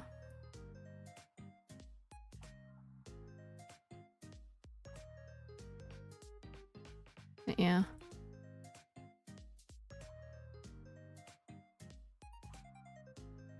Like, I don't even have plans for what the executions would look like.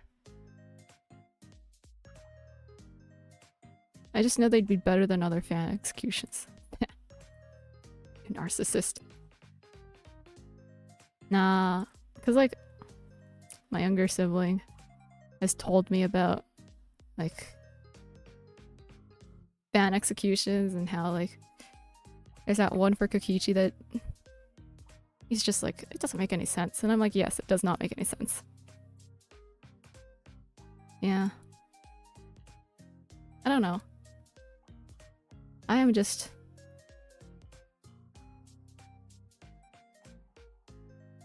I'm not too good with content made by other people, I guess. I have my view of the game and its characters. Very particular about it. I mean... in my writing, Resolute Rebellion, I'm very, very careful to make sure I don't drift from who the characters actually are as they're presented in the game too much. And like, I check to make sure do they use this sort of vocabulary. Like, a lot more when I was just starting writing it. Not so often now, actually. I just kind of go with the flow. I feel like I've like established traits and personalities and vocabulary for them. So I don't really check as much anymore. But when I was starting my writing of it, I'd go very frequently and like check, did they use this word? Do they speak in this manner? I'm like, I've also taken into account like what they're like in the original Japanese in some ways. Including, but not limited to, copying the French translation in terms of like who uses first and last names. Because that's based on the Japanese version as well. I mean, it should be.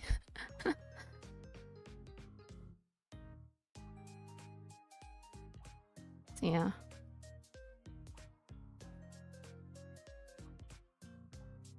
That eye looks better. And I have hair. She's kind of wonky. This eyebrow still looks wrong.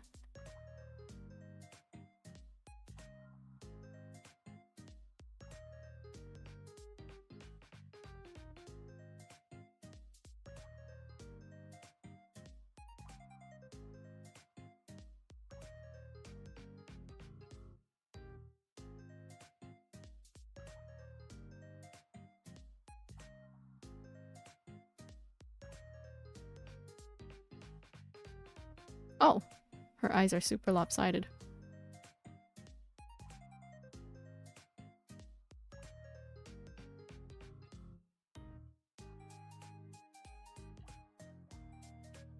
It's a little better. Oh, it looks really bad here though. Okay, let's see. Her face is lopsided in general.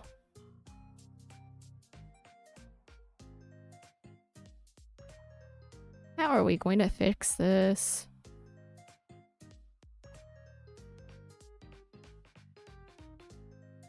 Probably fix her face. Okay. Time to fix Miss Harukawa's face.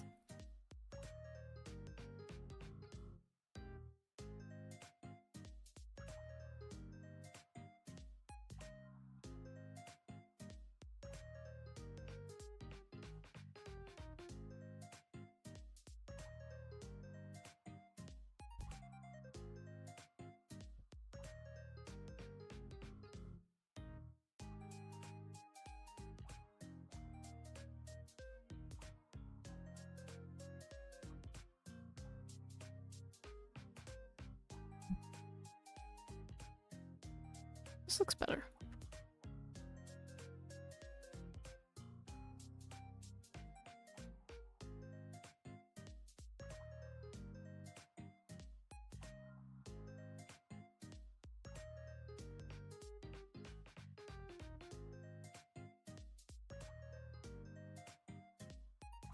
Let's see.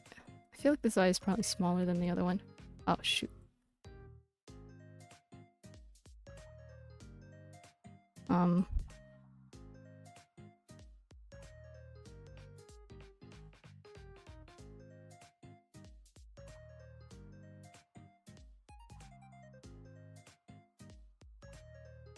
No, don't resize it. Huh? It's bigger.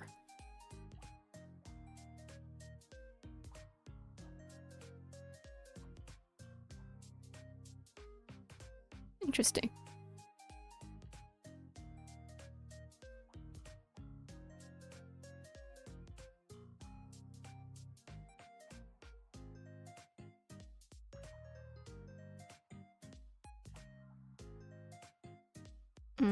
Fix her face.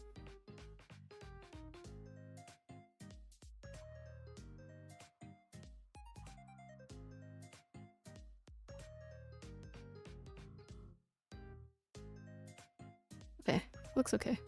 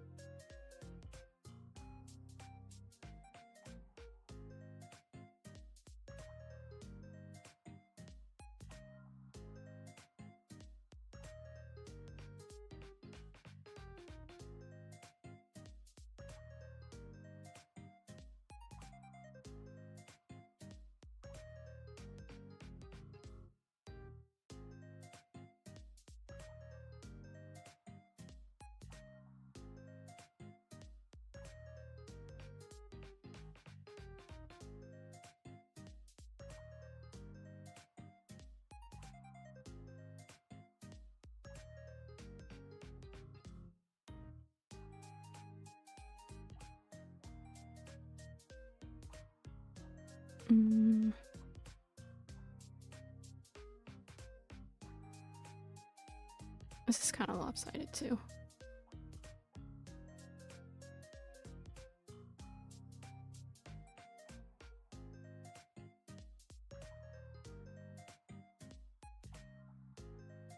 Just leave it like that for now.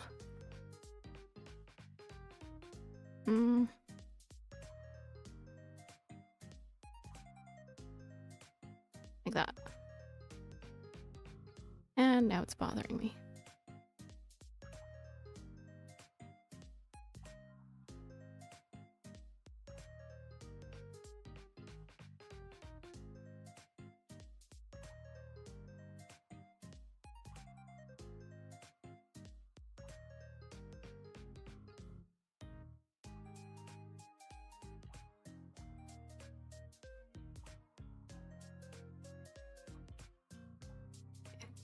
Let's leave it like that for now.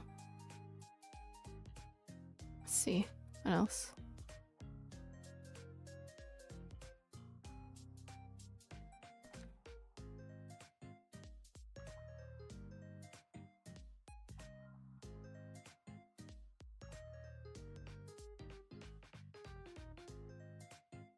Hair, hair, hair.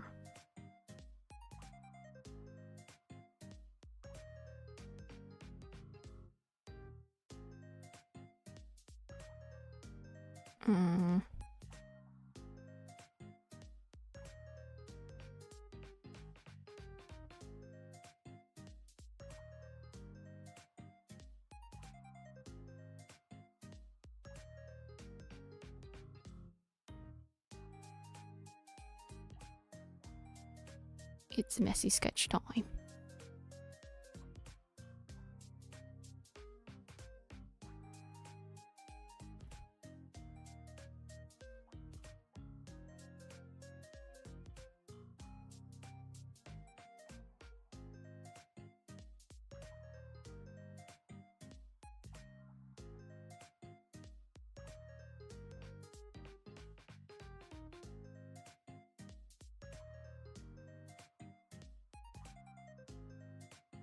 I really do like doing like messy sketches a lot more than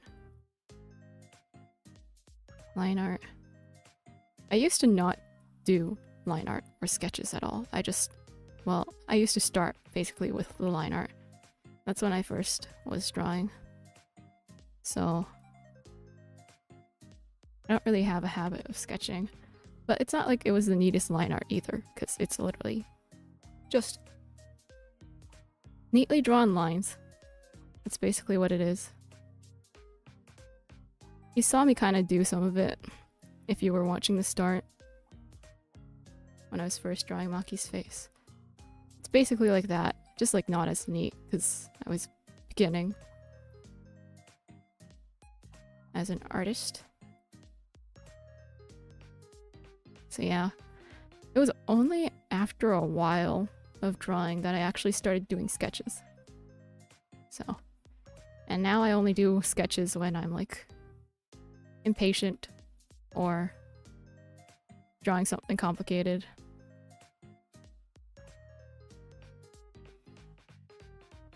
Drawing anatomy. So annoying. Anatomy. That's one of those things you're supposed to learn from an art class, and I didn't, so I just make stuff up. Generally, it seems okay.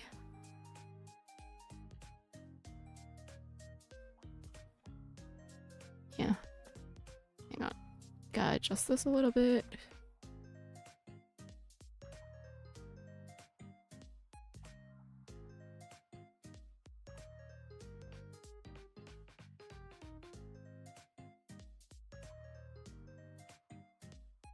There we go. Something more like that.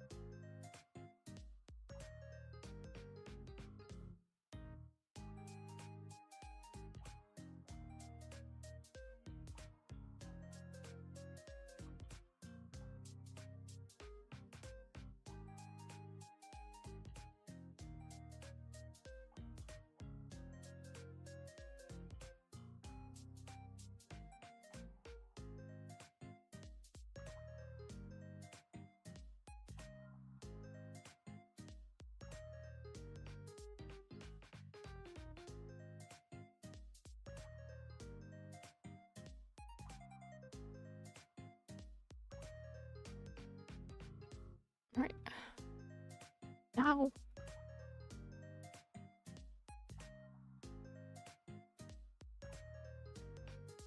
Trying these like scrunchies in the anime style was really fun. Kind of cute. It's like, I asked Sebek, does anyone in the like cast of Danganronpa 1 or 3 have like scrunchies? or anything like it. I just pointed out like, ah, Ibuki has one. So yeah, I based it off of Ibuki's. I was just like calling them pastries. Fluffy pastries. I called them pastries the whole time I was drawing them. It was fun.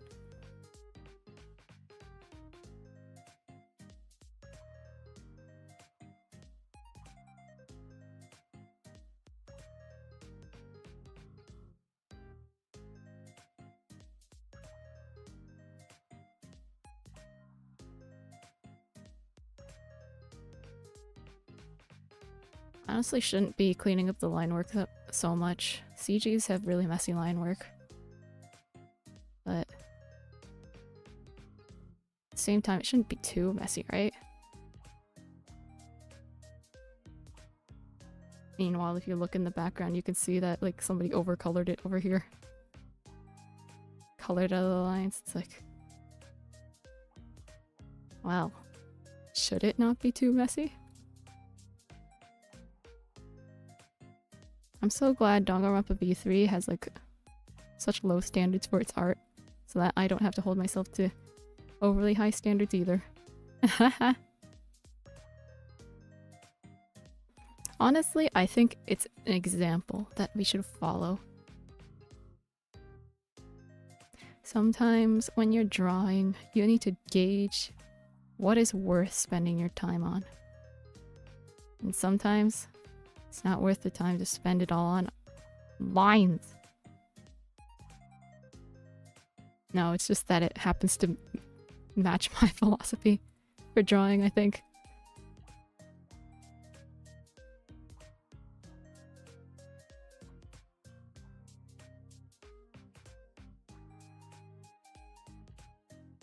I'm not a very big fan of lines.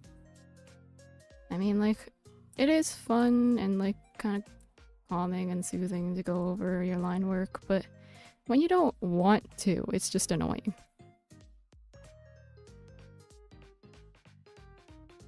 It's only nice when you want to, or are willing to, or you have nothing better to do.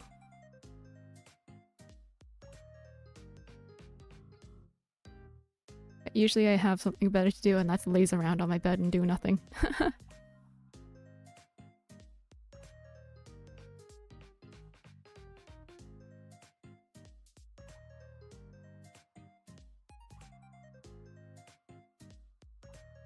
I'm keeping busy. Keeping very busy with Resolute Rebellion. This looks bad. Looks ugly. Okay, Maki.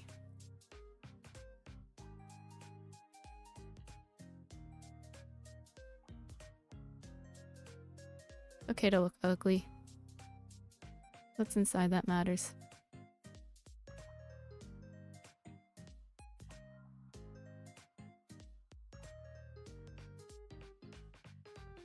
And even if you look nice, that doesn't mean people want to talk to you. It just means they don't look at you in weird ways, because you look weird. Sad but true. From what I can tell. Personally, I think I look okay. Okay. It's not narcissism, I swear. It's self-love. I think I look fine.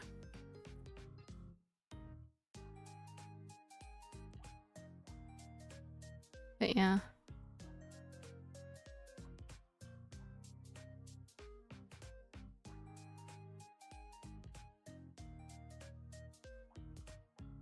Oh, come on. That's a blind spot on my computer. My drawing tablet, I mean. Because my computer has a magnet there, I think. So annoying.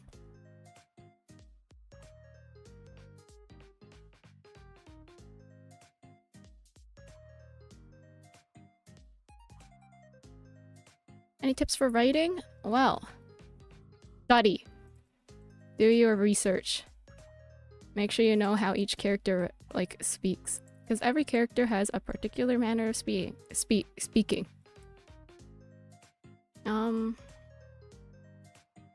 Also, it's an activity that I did. Oh, for mods? You have to make sure it fits in the text box. um...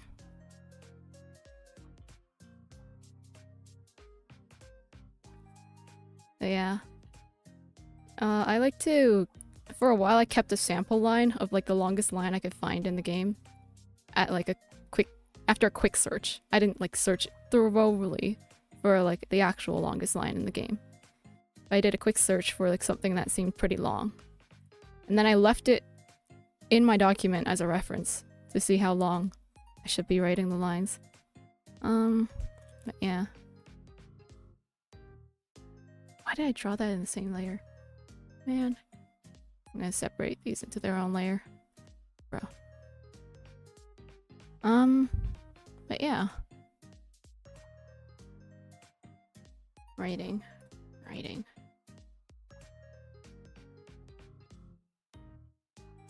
Definitely do your research. If you're familiar with fanfiction in the Danganronpa fandom, take note of the things that they do wrong.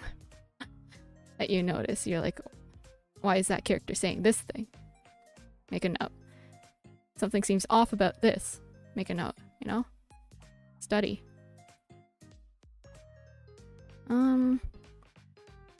What else? Keep your perception of the character in check. I am very biased towards Kokichi and Kibo. So when I write them, I have to be careful about how I portray them.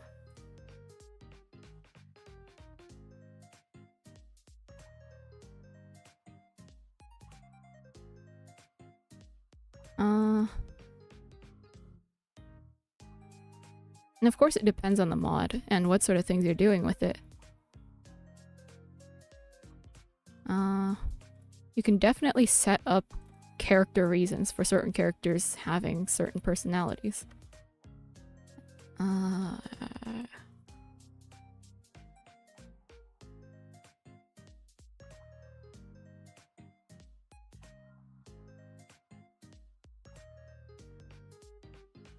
I love Kibo too.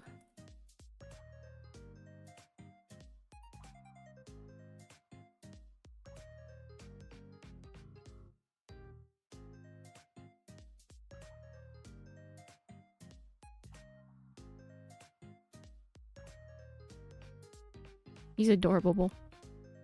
Adorable.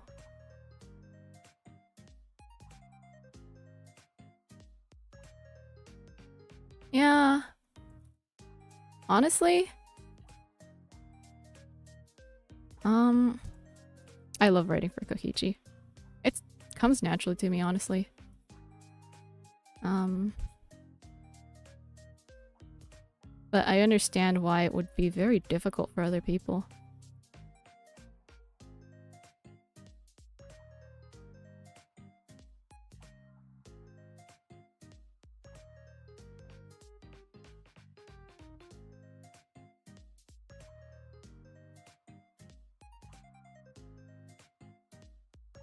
Because a lot of people don't seem to like the part where he's infuriating. And the people who accept that he's infuriating don't seem to like him. And the people who don't accept that he's infuriating are not going to write him well, but they might like him a lot. And it becomes a whole situation.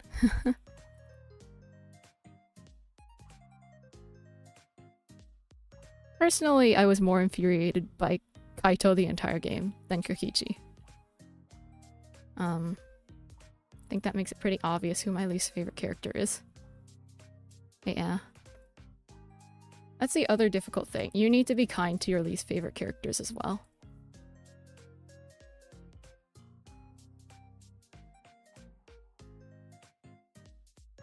I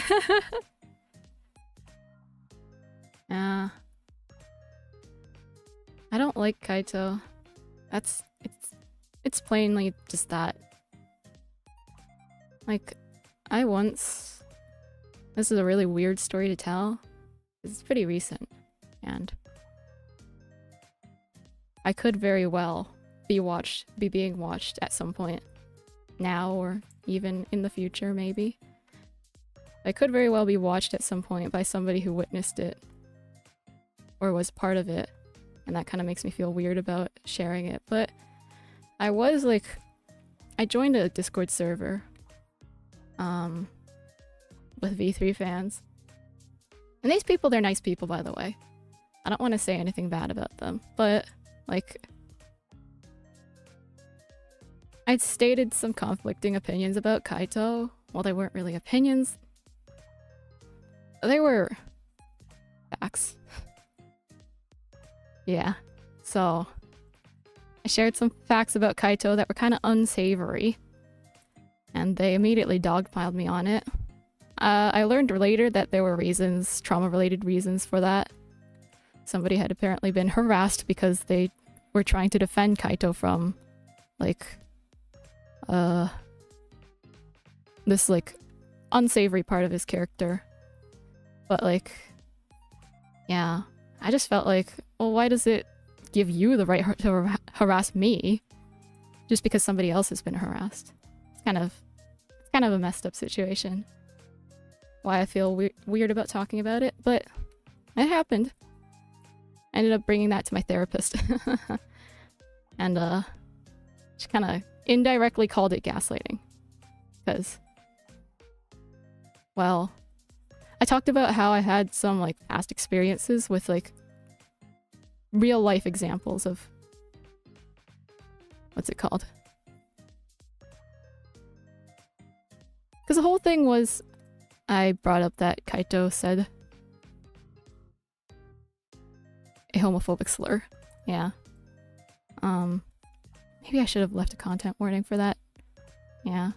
But yeah, content warning moving forward, I guess, then. A little bit of discussion on homophobia and that sort of thing, but yeah. So I brought up that he was kind of homophobic. I didn't mean anything bad by it because this is just something that happened in the original game.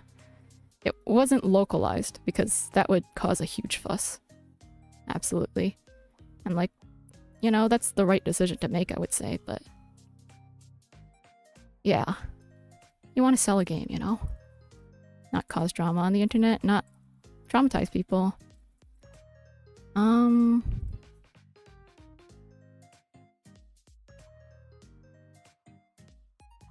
Yeah, DR is definitely problematic. I mean, Angie is I'm pretty sure she's just a huge walking racist stereotype, unfortunately. It's a little bit, like, lampshaded. Because in the pregame, she's implied to be a completely normal Japanese girl.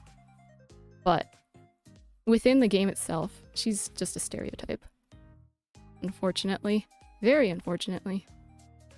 It's like pretty messed up, I'd say. Probably one of the most messed up things in DR, but I wouldn't know for sure.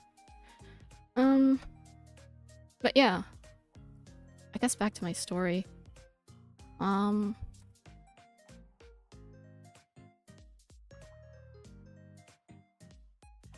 Yeah, so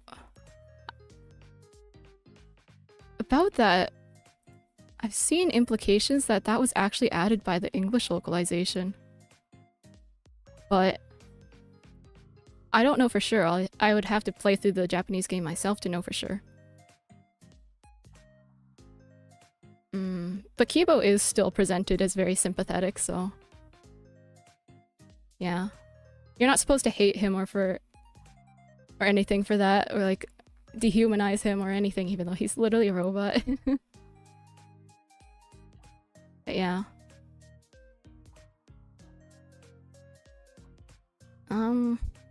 Yeah. I did bring up that like Kaito is canonically homophobic, and everyone dogpiled me in the server. And quickly changed the subject. They didn't explain anything, and I had to DM someone and ask if somebody could explain to me like what was going on in the DMs. So yeah. And even that person did not seem like they really wanted to explain anything. Even though they were kind enough to.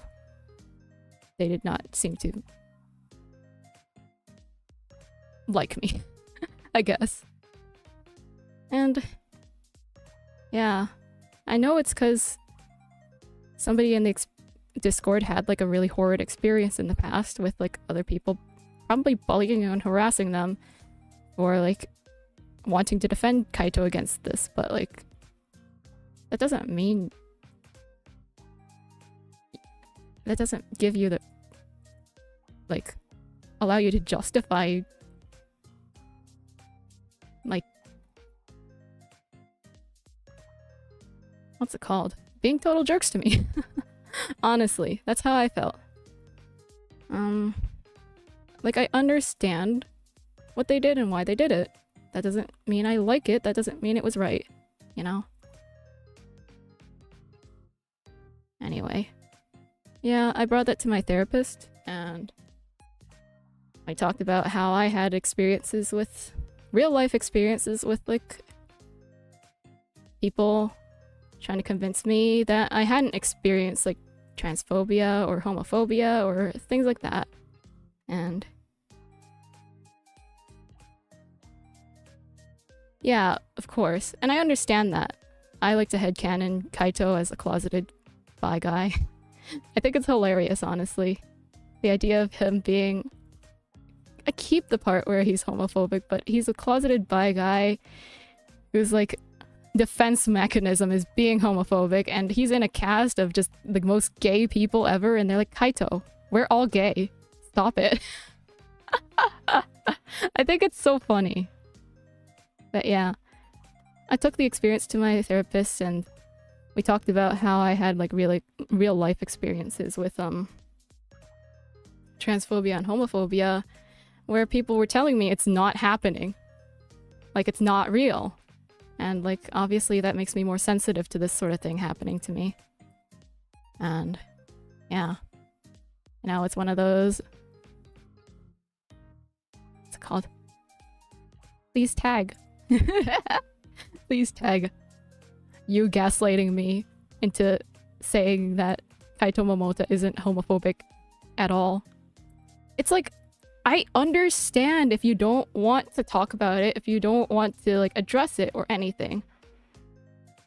Like, it's fine if you have a headcanon that, like, you know, he's not homophobic, because who wouldn't want to have that headcanon? I mean, I guess people like me who think it's a funny joke. But like, the way I see it, I like to think of him this way because I really like the idea of him growing past it, you know? It makes me think there's hope in the world, that kind of thing, you know? I've written stories about people being jerks, transphobes and homophobes, for my own enjoyment, because otherwise I don't really get to see people change. Unless I, you know, write the change myself. Gives me a little bit of... what's it called? Closure, almost. So yeah.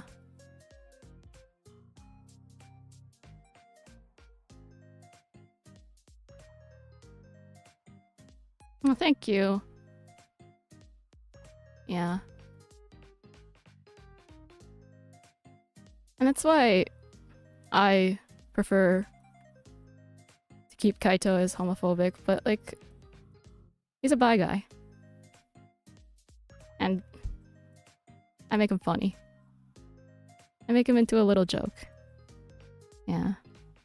I know that that probably doesn't come off too nice to people who actually like Kaito, and that's why, you know, you're not the target audience, I guess. Those people. Please do not interact with me for your own good, and as well as mine. That kind of thing.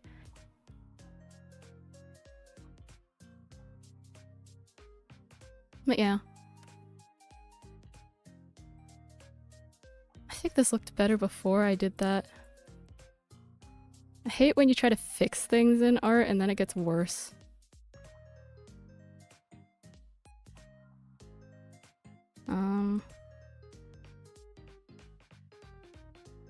Yeah, that experience, to this day, I'm still kind of like, I don't like Kaito discourse at all. I once saw some on Tumblr. I blocked the person.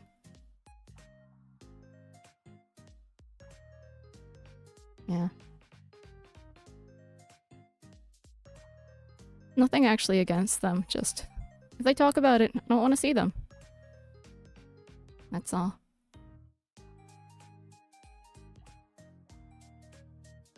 And I'm ready for one day down the line, somebody to send in, like, private message being like, Kaito Momota is not homophobic. I will give you all of this evidence and shove it in your face to, like, traumatize you more or something because I don't actually care about Kaito. I just want to mess you up in the head. And I'm just like, okay, come at me. I'll just block you on my socials. You know, the world is built to be shut out at times, I think. Yeah.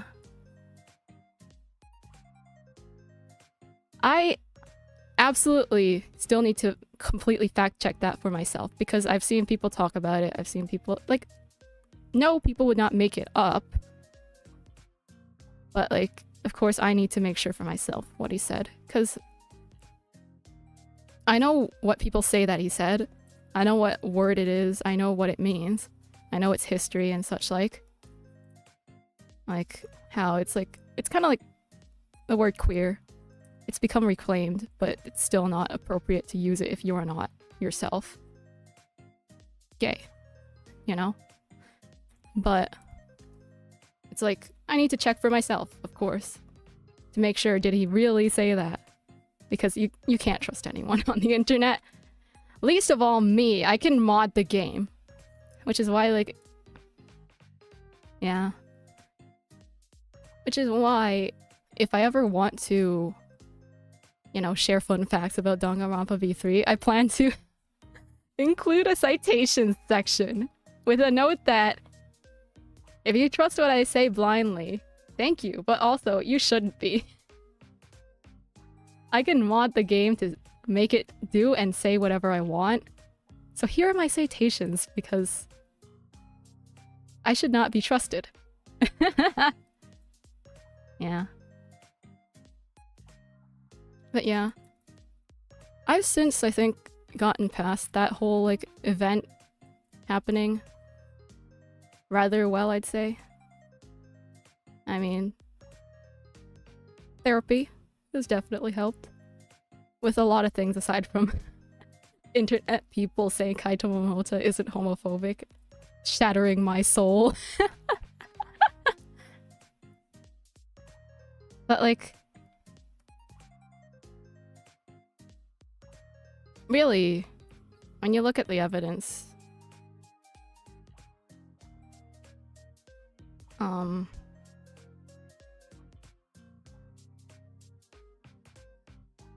it's true.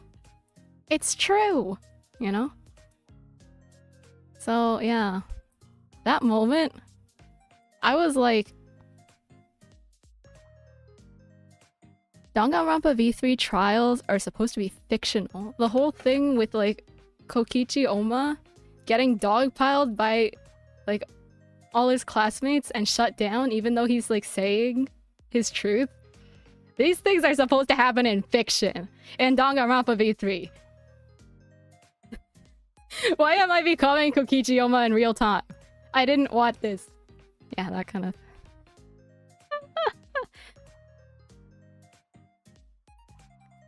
I say that to myself to, like, take off the edge quite a bit.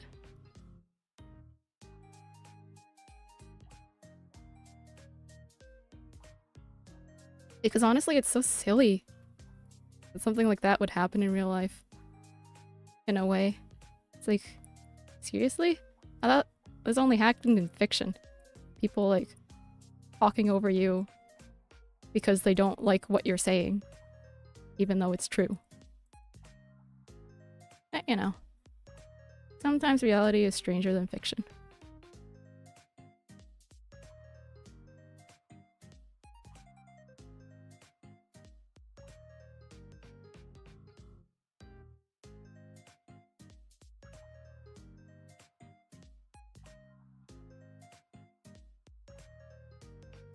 these days I kind of leave those people to their own devices. I think, you know, I don't want to bother them. I don't want anyone to bother them.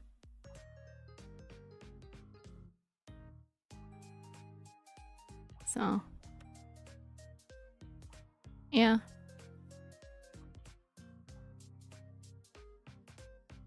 I worried for a while that like, oh, am I just bad at communicating? Am I bad at being on Discord? But you know, I'm in the modding Discord.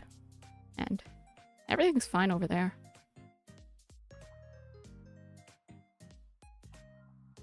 I think it's just the setting itself that isn't suited for me.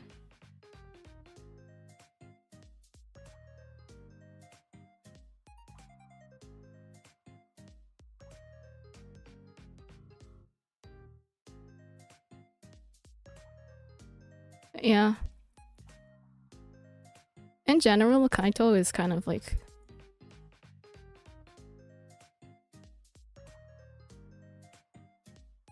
a bad character for me.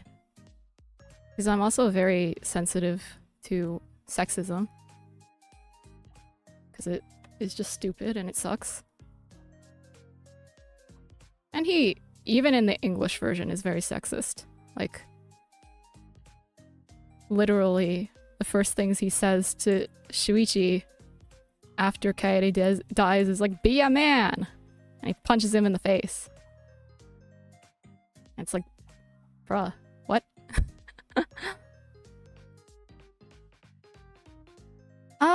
Tenko!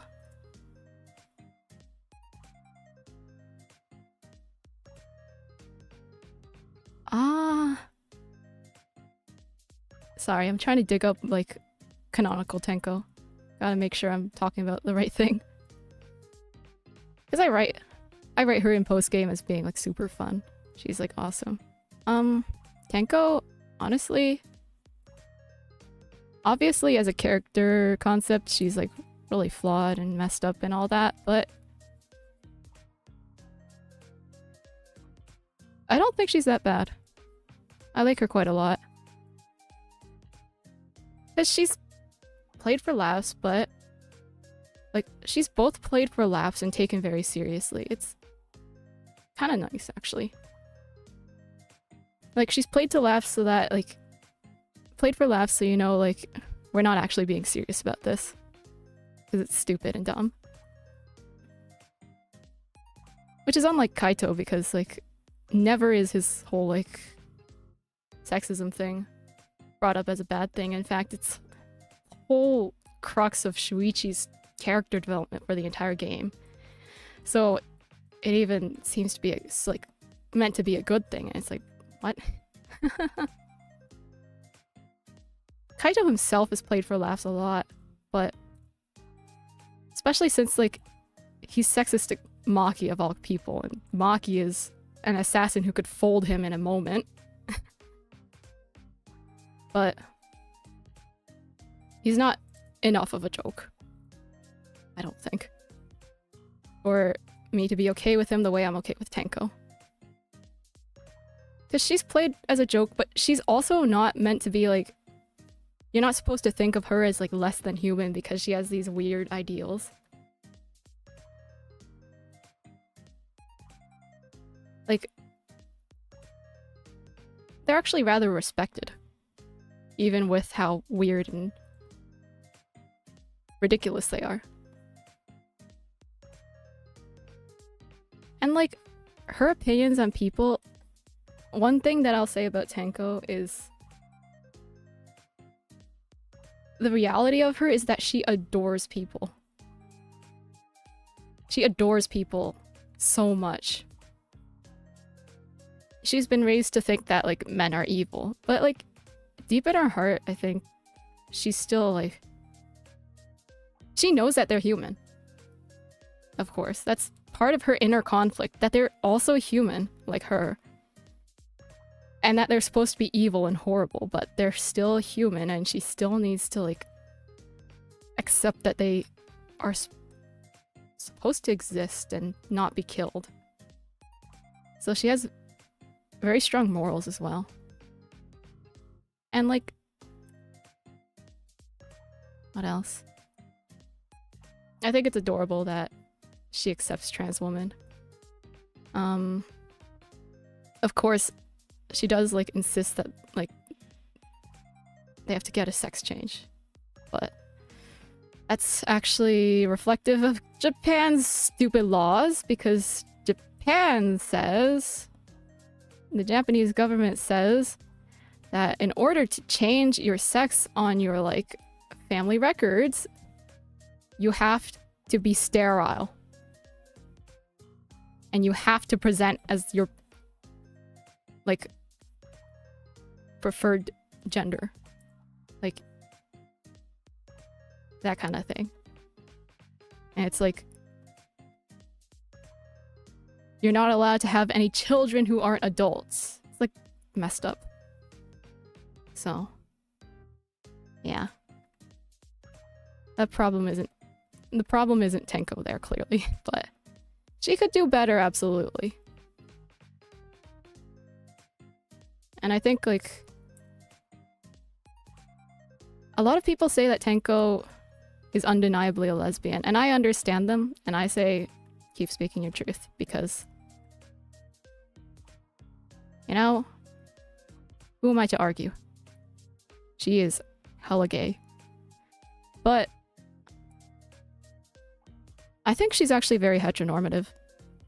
And that's part of her problem with males. She's like, I am supposed to date them and have children with them. And of course I will, because that's what I'm supposed to do. But men are evil. That's part of her dilemma, I would think. So I think she's bi. I think of her as bi. Now, contrary to the... I have a lot of contrary opinions. Including, but not limited to, Kaede and Maki are actually gay. Not bi. I mean, Kaede never really expresses explicit interest in Shuichi. Kind of find it annoying that people always seem to think that she does. But she doesn't. Really. I mean, her free time events are kind of eh. But I like to think of them as not canonical anyway. Well, I joked once with Sebek about how, like, she actually just really wants to know Shuichi better.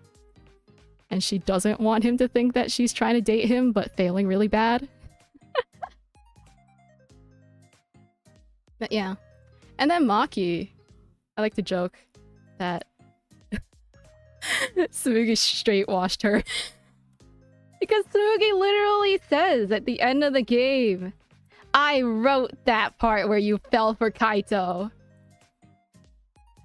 And I like to think that, like, first thing that happens when she wakes up after, like, the killing game is like, why was I straight? I like to go with, like, the idea, actually, though. Let me give some context. I like to go with the idea that the killing game was a simulation. So she wakes up from this simulation and she's like, why was I straight? Oh, hi! Welcome back, Frisk. We were talking about how Maki is gay. And straight washed by Smoogie.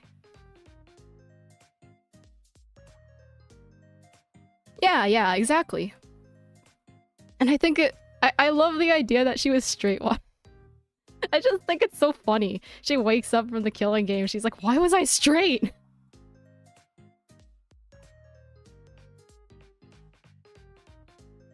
It's canonical! Tsumugi! Straight washed her! Yeah. She does show canonical interest in Kaito, but Tsumugi literally says at the end of the game, I wrote that for you! And I just think it's so funny. Obviously people who like headcanon Maki is bi, keep speaking your truth, because, you know, that's literally what happens in canon. But what also happens in canon is Tsumugi says that, and I think it's so funny. Yeah. I just like to do silly things like that. No.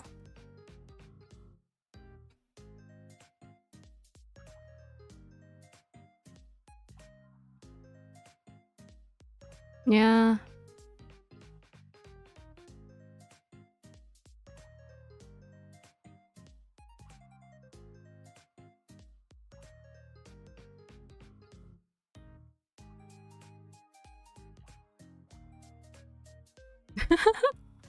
Yeah. What you're supposed to take from it is like the feelings were real even if they were meant to be fake. They became real things. But I'm just like, haha, straight washed.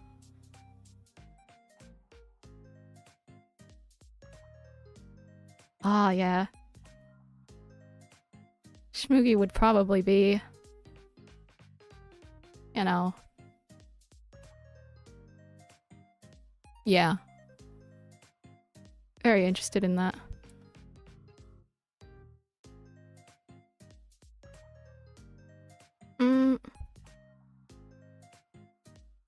I do write Smoogie in her post game as like actually being. So I have some very fun post game headcanons. Including but not limited to Smoogie and Shuichi are like foster siblings. So Shuichi is like the son of this. Oh man, I'm like this would take a long time to explain, I feel like, but I want to. So Team Danganronpa is like big popular thing. Danganronpa is a big popular thing, but like people know, there's plenty of people who know they're pretty messed up. And like again, like I like to write the I like to write the killing game as being a simulation. So people know that Team Danganronpa is pretty messed up, and like Shuichi's dad is the like leader of the counter Team Danganronpa sort of group called the Distrust Syndicate. So the Distrust Syndicate is led by like Shuichi's dad. And so like for his safety, Shuichi's dad sends him off to be raised by a family friend. And that family friend is Smuggy's family. And unbeknownst to anyone, Smuggy's family kind of owns Team DR. Like Junko does. So like, yeah, and then Smoogie actually joins. She and Shuichi join Danganronpa of their own accord. Like they decide to sign up, but they want to end the killing game. They have this whole plot. And like that's the end of Danganronpa V3. The ending was plotted out by them as their like idea to end the killing game forever. Like I think they're like foster siblings who hate each other. Tsugi is like, why are you in my family? And Shuichi is like, I did not want to be here. But like, yeah, they team up because they both hate the killing game so much. Oh yeah? I don't like a lot of fandom headcanons about pregame either.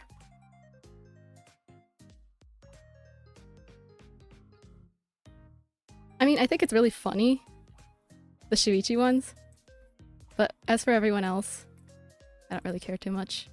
I don't really like them. Shuichi at least is funny, sometimes.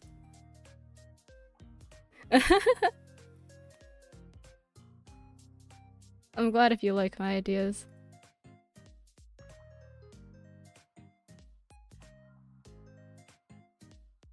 I just really like the idea that Smoogie actually absolutely detests Danganronpa.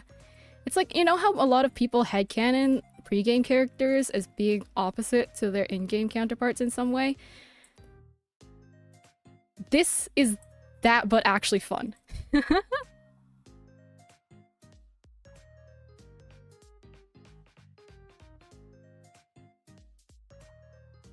Like, another one I have is that Gonta is actually a roboticist. Because, like, in-game, he's terrible with technology. But I love the idea that he's actually a roboticist. He loves bugs because they're really good for modeling after robots. Yeah, I don't really like any pregame headcanons at all, aside from my own.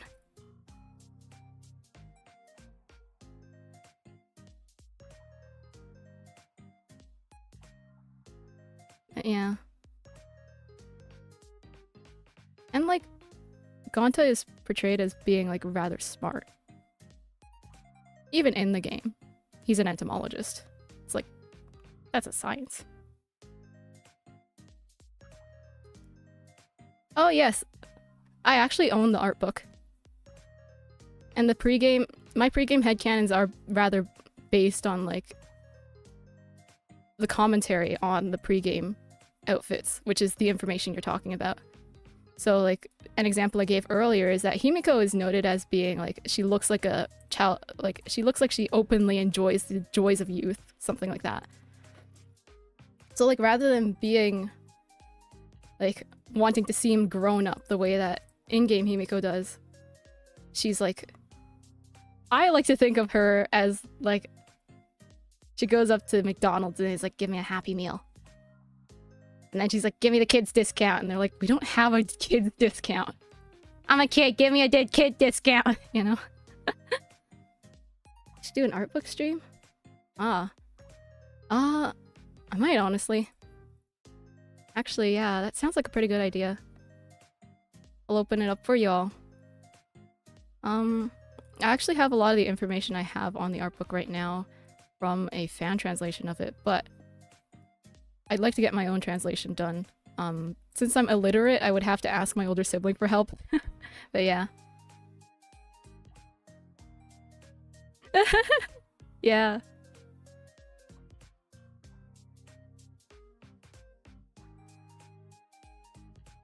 I can't read Japanese, unfortunately, and even if I could, I don't think I'd really get it, so... I'll ask my older sibling for help with it. You can see a lot of the art book pictures on, like, the unofficial Danganronpa wiki. They just have it uploaded there, and it's like, okay, apparently that's fine.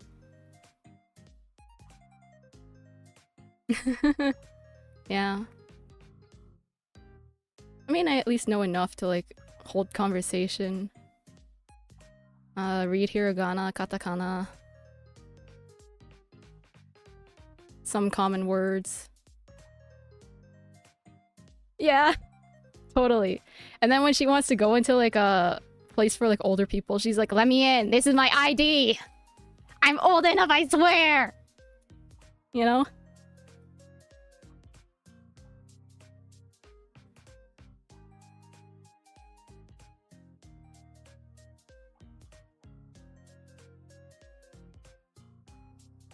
Yeah. I think of Himiko, pregame Himiko, as just a huge trickster.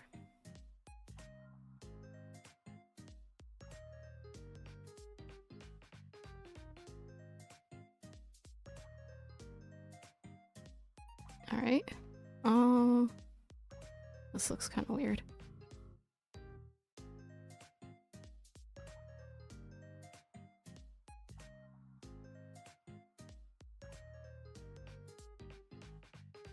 What other fun pregame headcanons do I have?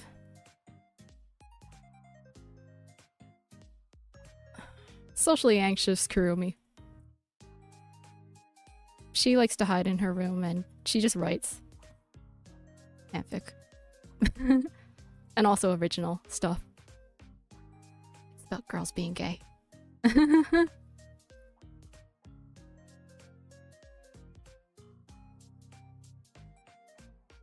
And then, like, Kaede, she looks like a delinquent, but she's actually, like, rather well behaved.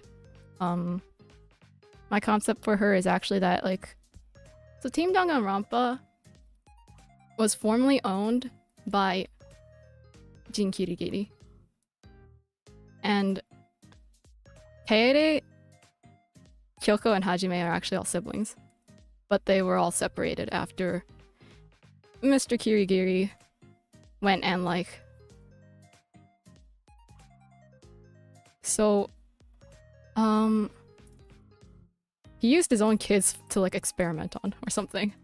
Yeah, I think that's the idea. Or like, maybe he didn't, but Junko was like, hey, you got kids lying around? Great, let me use them. Because Junko ended up like taking over Danganronpa from him. I don't have all the details sorted out, but one day I will. So yeah. Hajime, obviously experimented on. Kaede would have been experimented on if not for the fact that like she got used for V3 instead. And then Kyoko ran away with her mom. And that's the concept for them.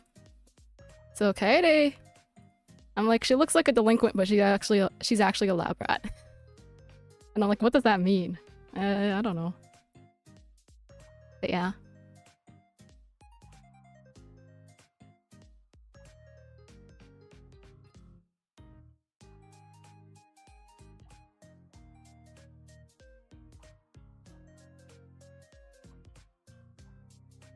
What else?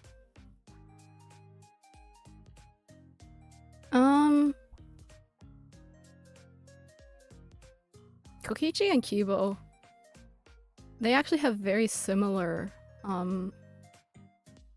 uniform designs for their pregame. Oh, I don't know if I want to hear it, honestly. Nothing against you, it's just I'm not good with like other people's headcanons. But yeah.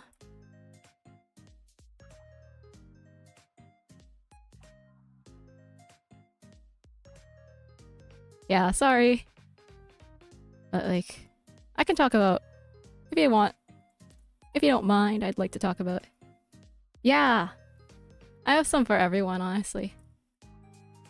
So Kibo, he's a human, and I gave him an actual name, but I think I'll keep that to myself for now, because... Well, I'll keep it to myself, nothing else said. But yeah, he's a human with like an actual real name. And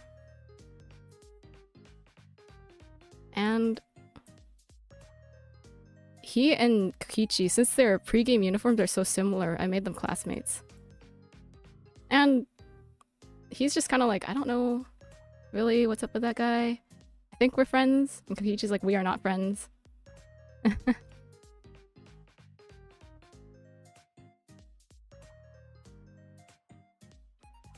You know.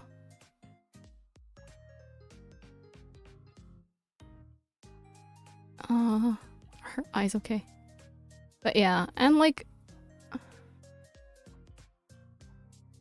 A Kibo concept that I have very often is that like... He's very close with his dad, who is having a marital dispute with his mother. And they like get divorced.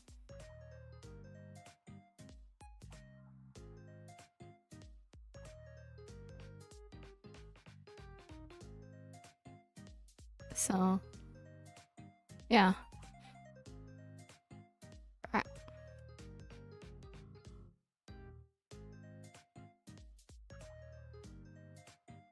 I think I'll keep the unrotated version of that. But yeah. Like... trying to remember what I wanted to say. Forget what I want to say too often.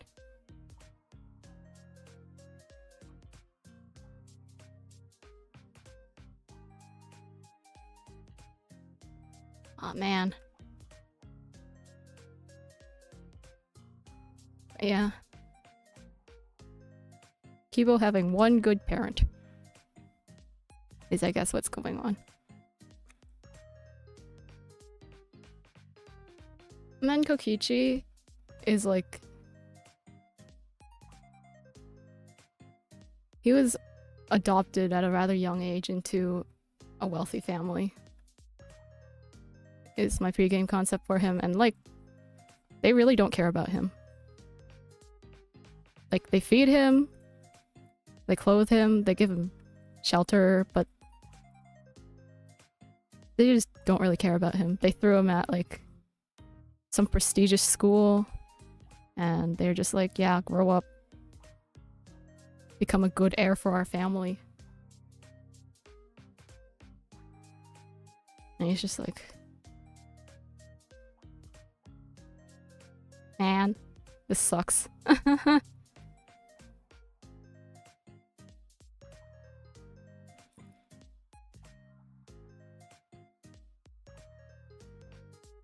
He is not having a good time. But he kind of keeps it to himself, you know? Woohoo! Masking!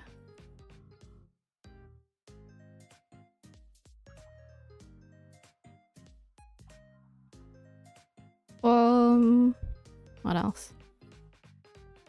Fun little tidbits that I like to headcanon for Kibo as a human. He likes herbal smells and teas and such. And his favorite is peppermint. And his second favorite is matcha.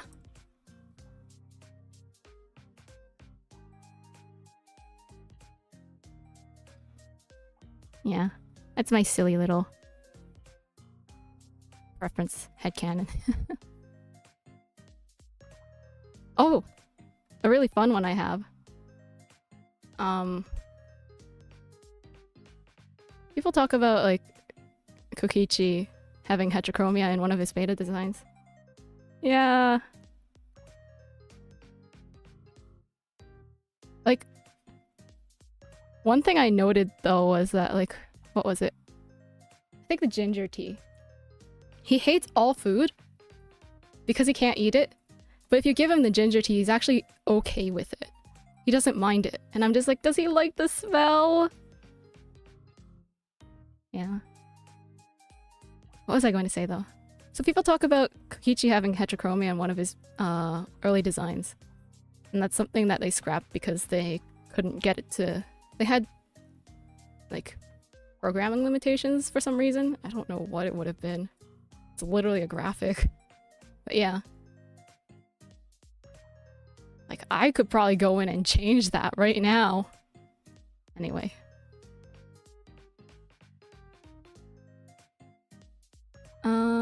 But there's talk about Kokichi being heterochromatic. But I like to headcanon Kibo as having heterochromia. I mean, like, in the pregame, you can't see one of his eyes, and I think that's part of where I got it. Let me actually pull up some images.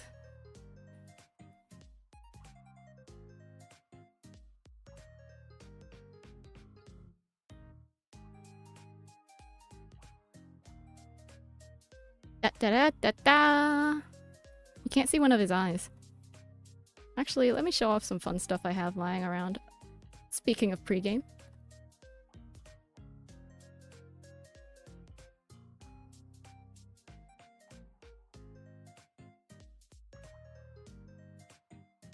There he is!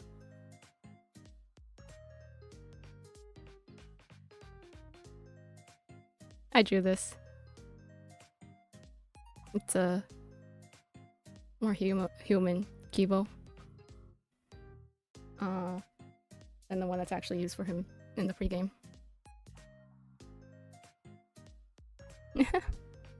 I love Kibo. Oop. Sorry, excuse the weird shading lingering. Let me turn it off. Where are the... Ah, it's on his eyes too. Where are all these layers? Okay, there's the...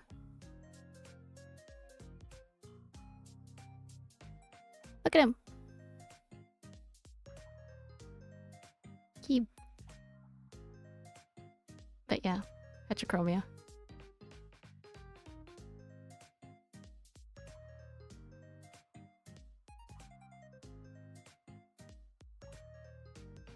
Anyway, I actually have a lot of these types of sprites. Oh.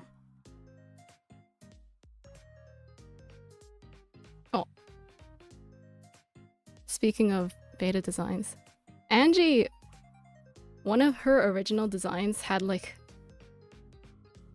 a hair part like through the middle. And I was like, that's so cute. But then it got changed because the reasoning was it's easier to draw. And I'm like, no! She deserves the middle hair part. So I gave it back. Wait, I could probably actually pull up the images from the wiki right now. The unofficial wiki.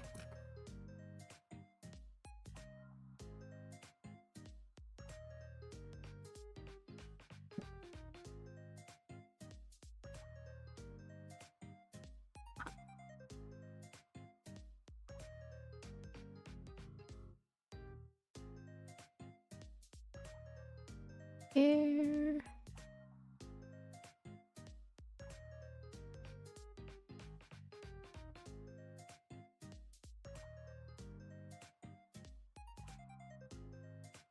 What? No, no, no. Why is Steam opening? No, no, no, no, no. What did I click on? Oh no, did I open V3 on accident? Oh shoot. I think I opened V3 on accident.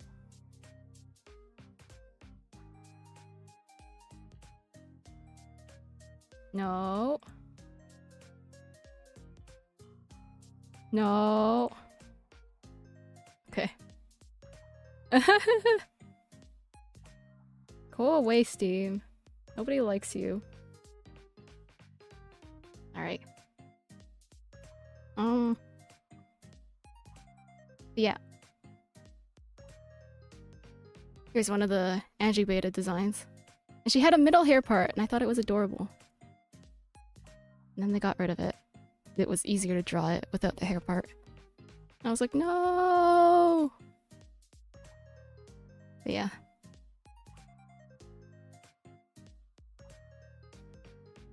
So I gave it back to her in this pre-game design. I think she's adorable. She's just a kiddo.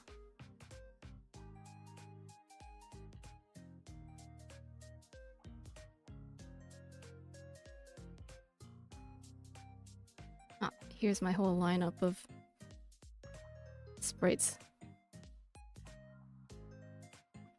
Of them in pre-game designs. I really like Tenko's. I think she's cute.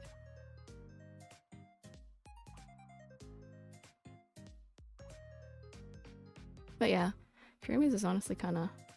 Oh, thank you. Yeah, I'm glad. Tenko, she's so stylish. She's so great. She's like the most popular girl at her school. Everybody loves her and she loves everybody. She's like a Mary Sue, but you can't even say that because she's just so great. That's how I headcanon her in the pregame and postgame and whatever. Like, after the killing game, she's just like, oh, how can I hate so many of my friends so much? Yeah. Anyway.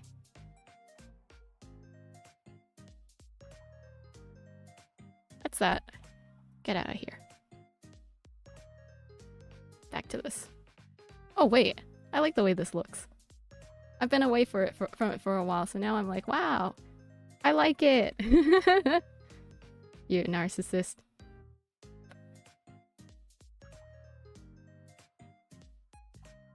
It is a little uneven. So let's fix that.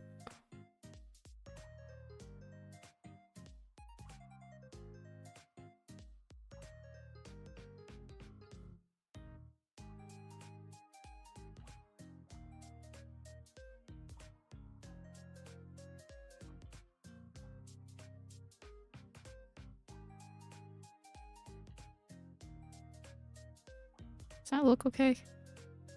Now this looks kind of lopsided.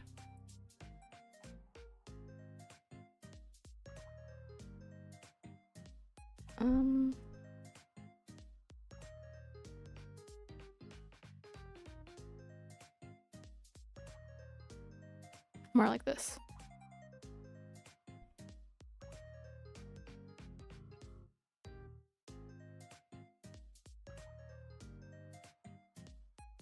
But yeah.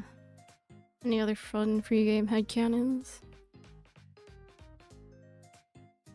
Maki and Kurumi, they live in the same orphanage. They're both orphans.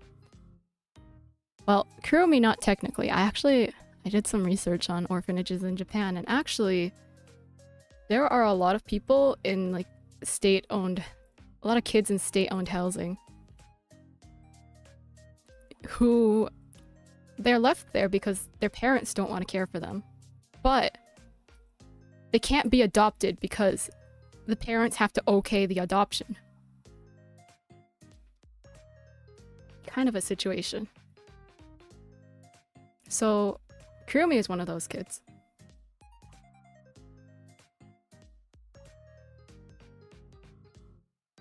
And like, for Danganronpa, they're supposed to recruit actual orphans. Or like people who's like, who are like kids who are in custody disputes, which is like how Kokichi and Kibo ended up being abducted for Danganronpa. Because Kibo's parents were divorcing. So there was like a custody dispute going on. And then Kokichi, his birth family wanted him back because they learned that he existed.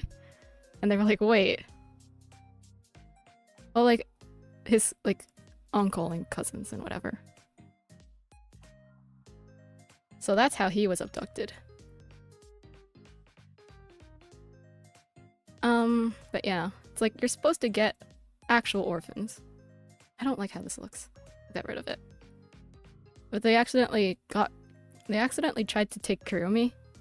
But then they're like, well, let's just see if her parents are okay with it. And her parents okayed putting her into the death game. Woohoo! Great parents.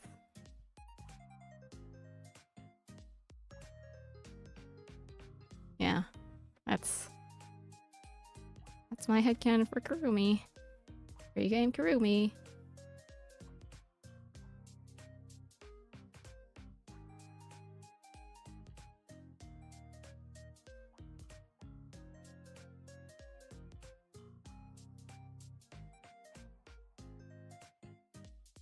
What else?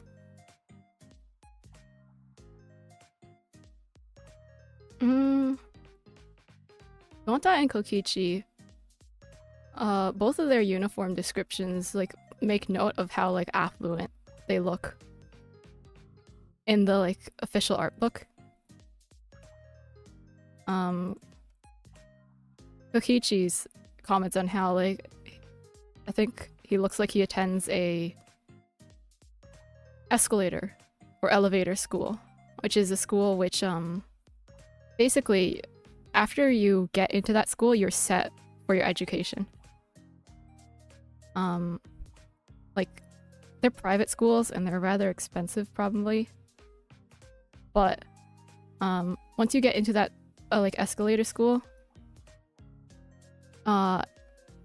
you get into the associated, like if it's an elementary school or whatever, a middle school, you get into the associated high school without having to take an exam, and you get into the associated university or college as well. So your education is set once you're in. And Kokichi hates that. And then for Gonta, it's just a comment that the indigo color looks rather like royal. Because like his uniform is indigo. So yeah. And then like Kurumi's uniform actually makes a similar comment on how she looks like she attends like an all-girls school. I think like a wealthy all-girls school.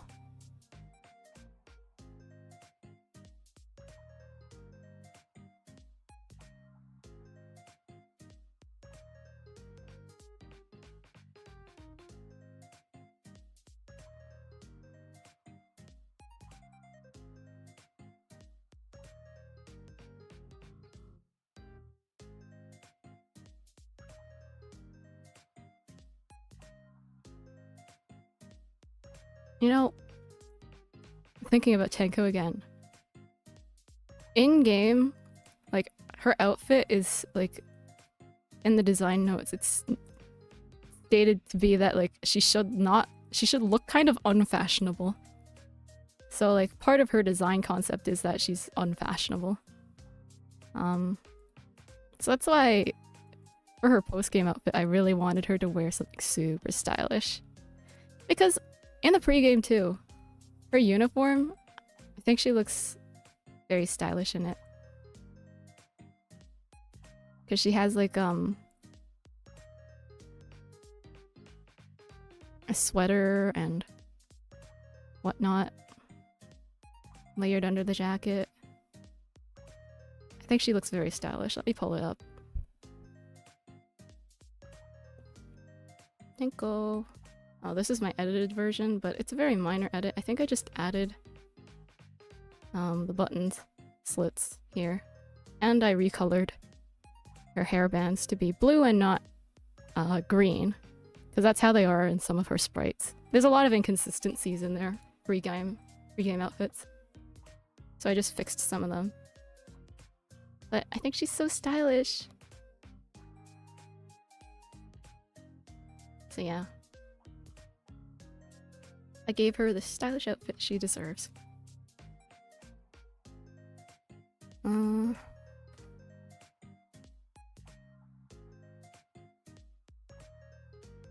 This Maki is really coming along.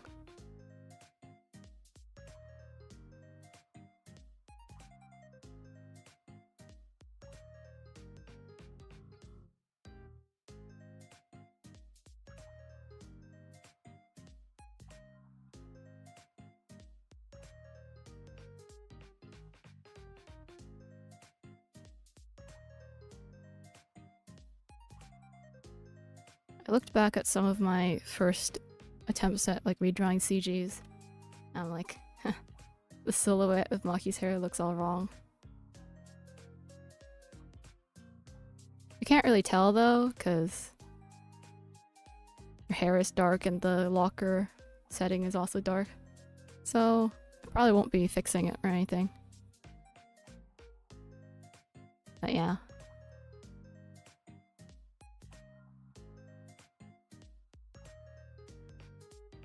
Because her twin tails are very wide compared to what they actually look like in game and whatnot.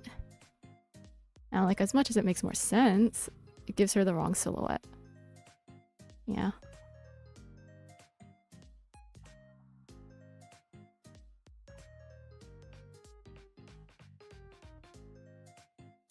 Okay!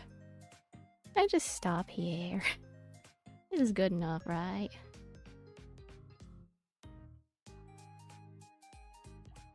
I'm always more enthusiastic to draw faces and such than like actual outfits and whatever.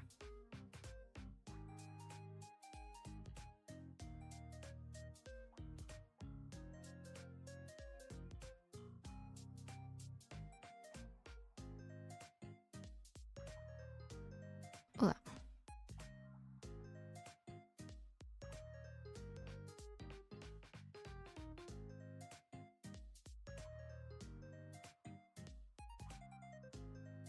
Any other fun pre-game headcanons?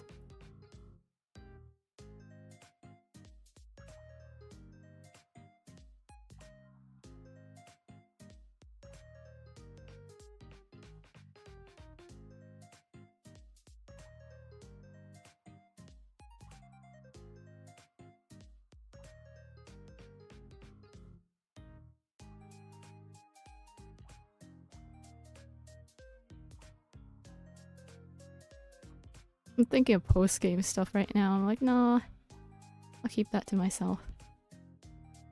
It's also fun, though. I mean, I've shared a little bit, like, Himiko is she deals in not very legal substances. And lives in Maki's basement. Where Maki is like, are you sure you're okay living down there? And she's like, free rent.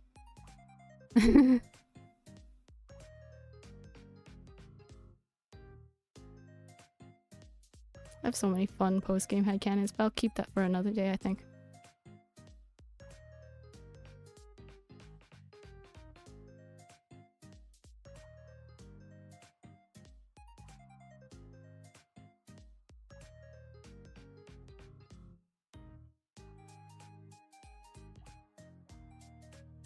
This is supposed to look like... Oh, more like how I had it before. Well, geez, let's just undo everything I did then. No, I don't really want to. Clean things up rather nicely. There.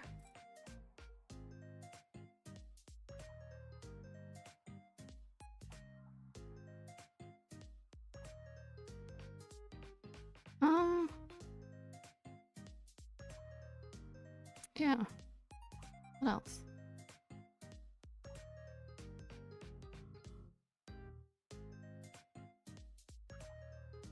You know, back to the, like, Shuichi and Tsurugi, our foster siblings who hate each other, but hate the killing game more. I'm just thinking about them, and how, like, I feel like Junko, the actual owner of Team DR, she probably went and wrote the love suite, the love hotel, Tsurugi's love hotel, just to spite Tsurugi. She probably also knew all about their plan, and even though it looks like it worked, it didn't actually. But yeah.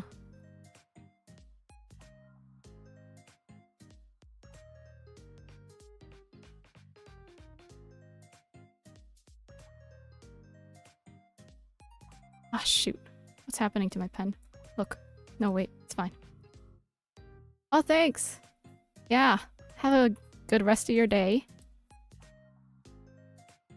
Or night. Whatever it is, wherever you are. Have a good time.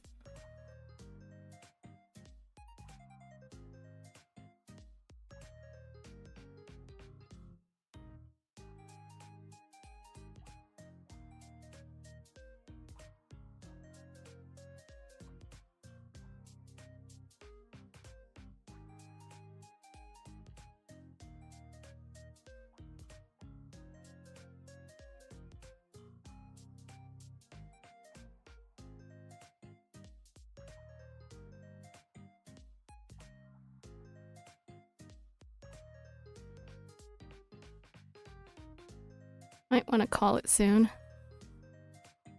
I am not a huge fan of drawing things that are not the face and hair.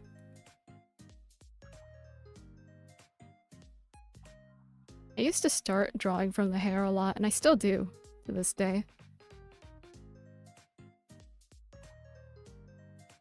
More evidence that I never learned how to draw.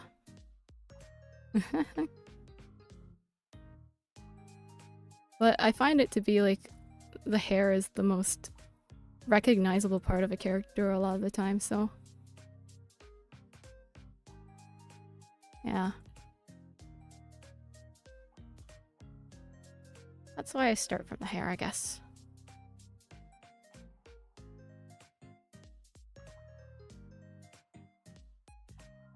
Oddly relevant to a conversation we had earlier in stream.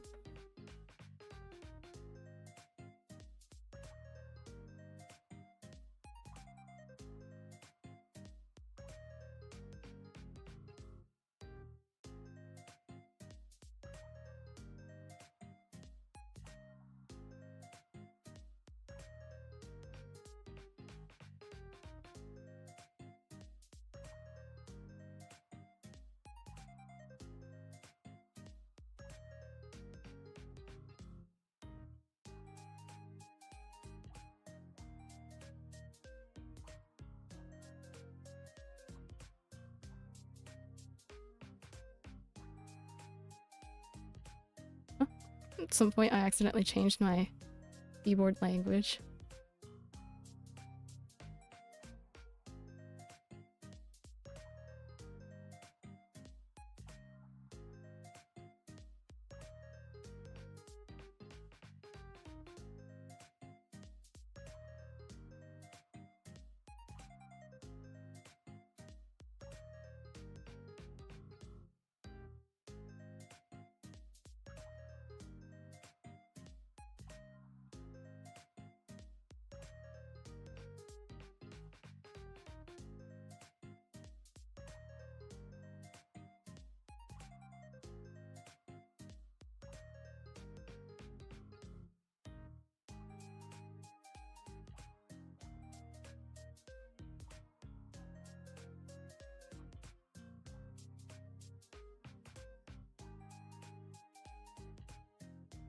This isn't even visible, so there's no point drawing it.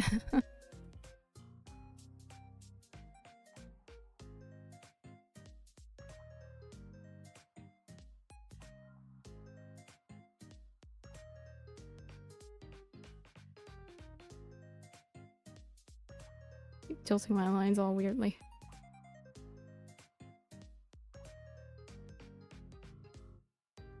And her shoulders up too broad.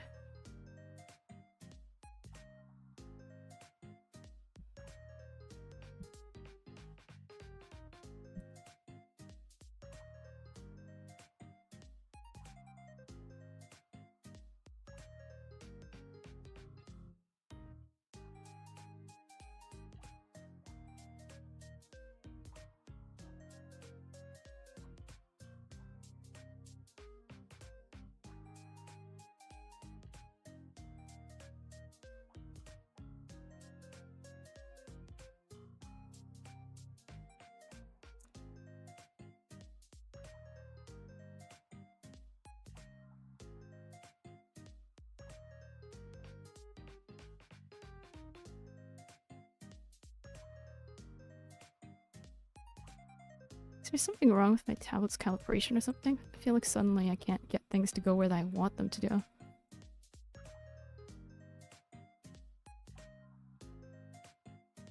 Might just be that the angle is weird though.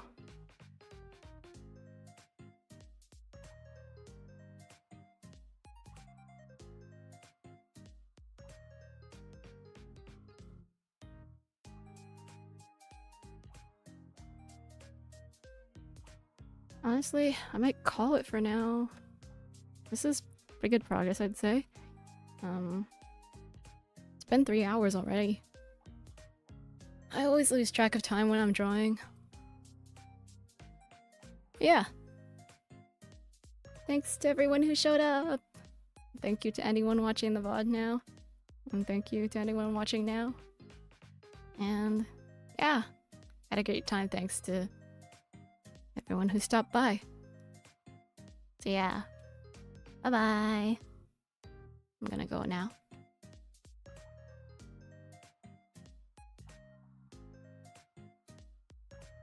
Bye, Frisk. Bye.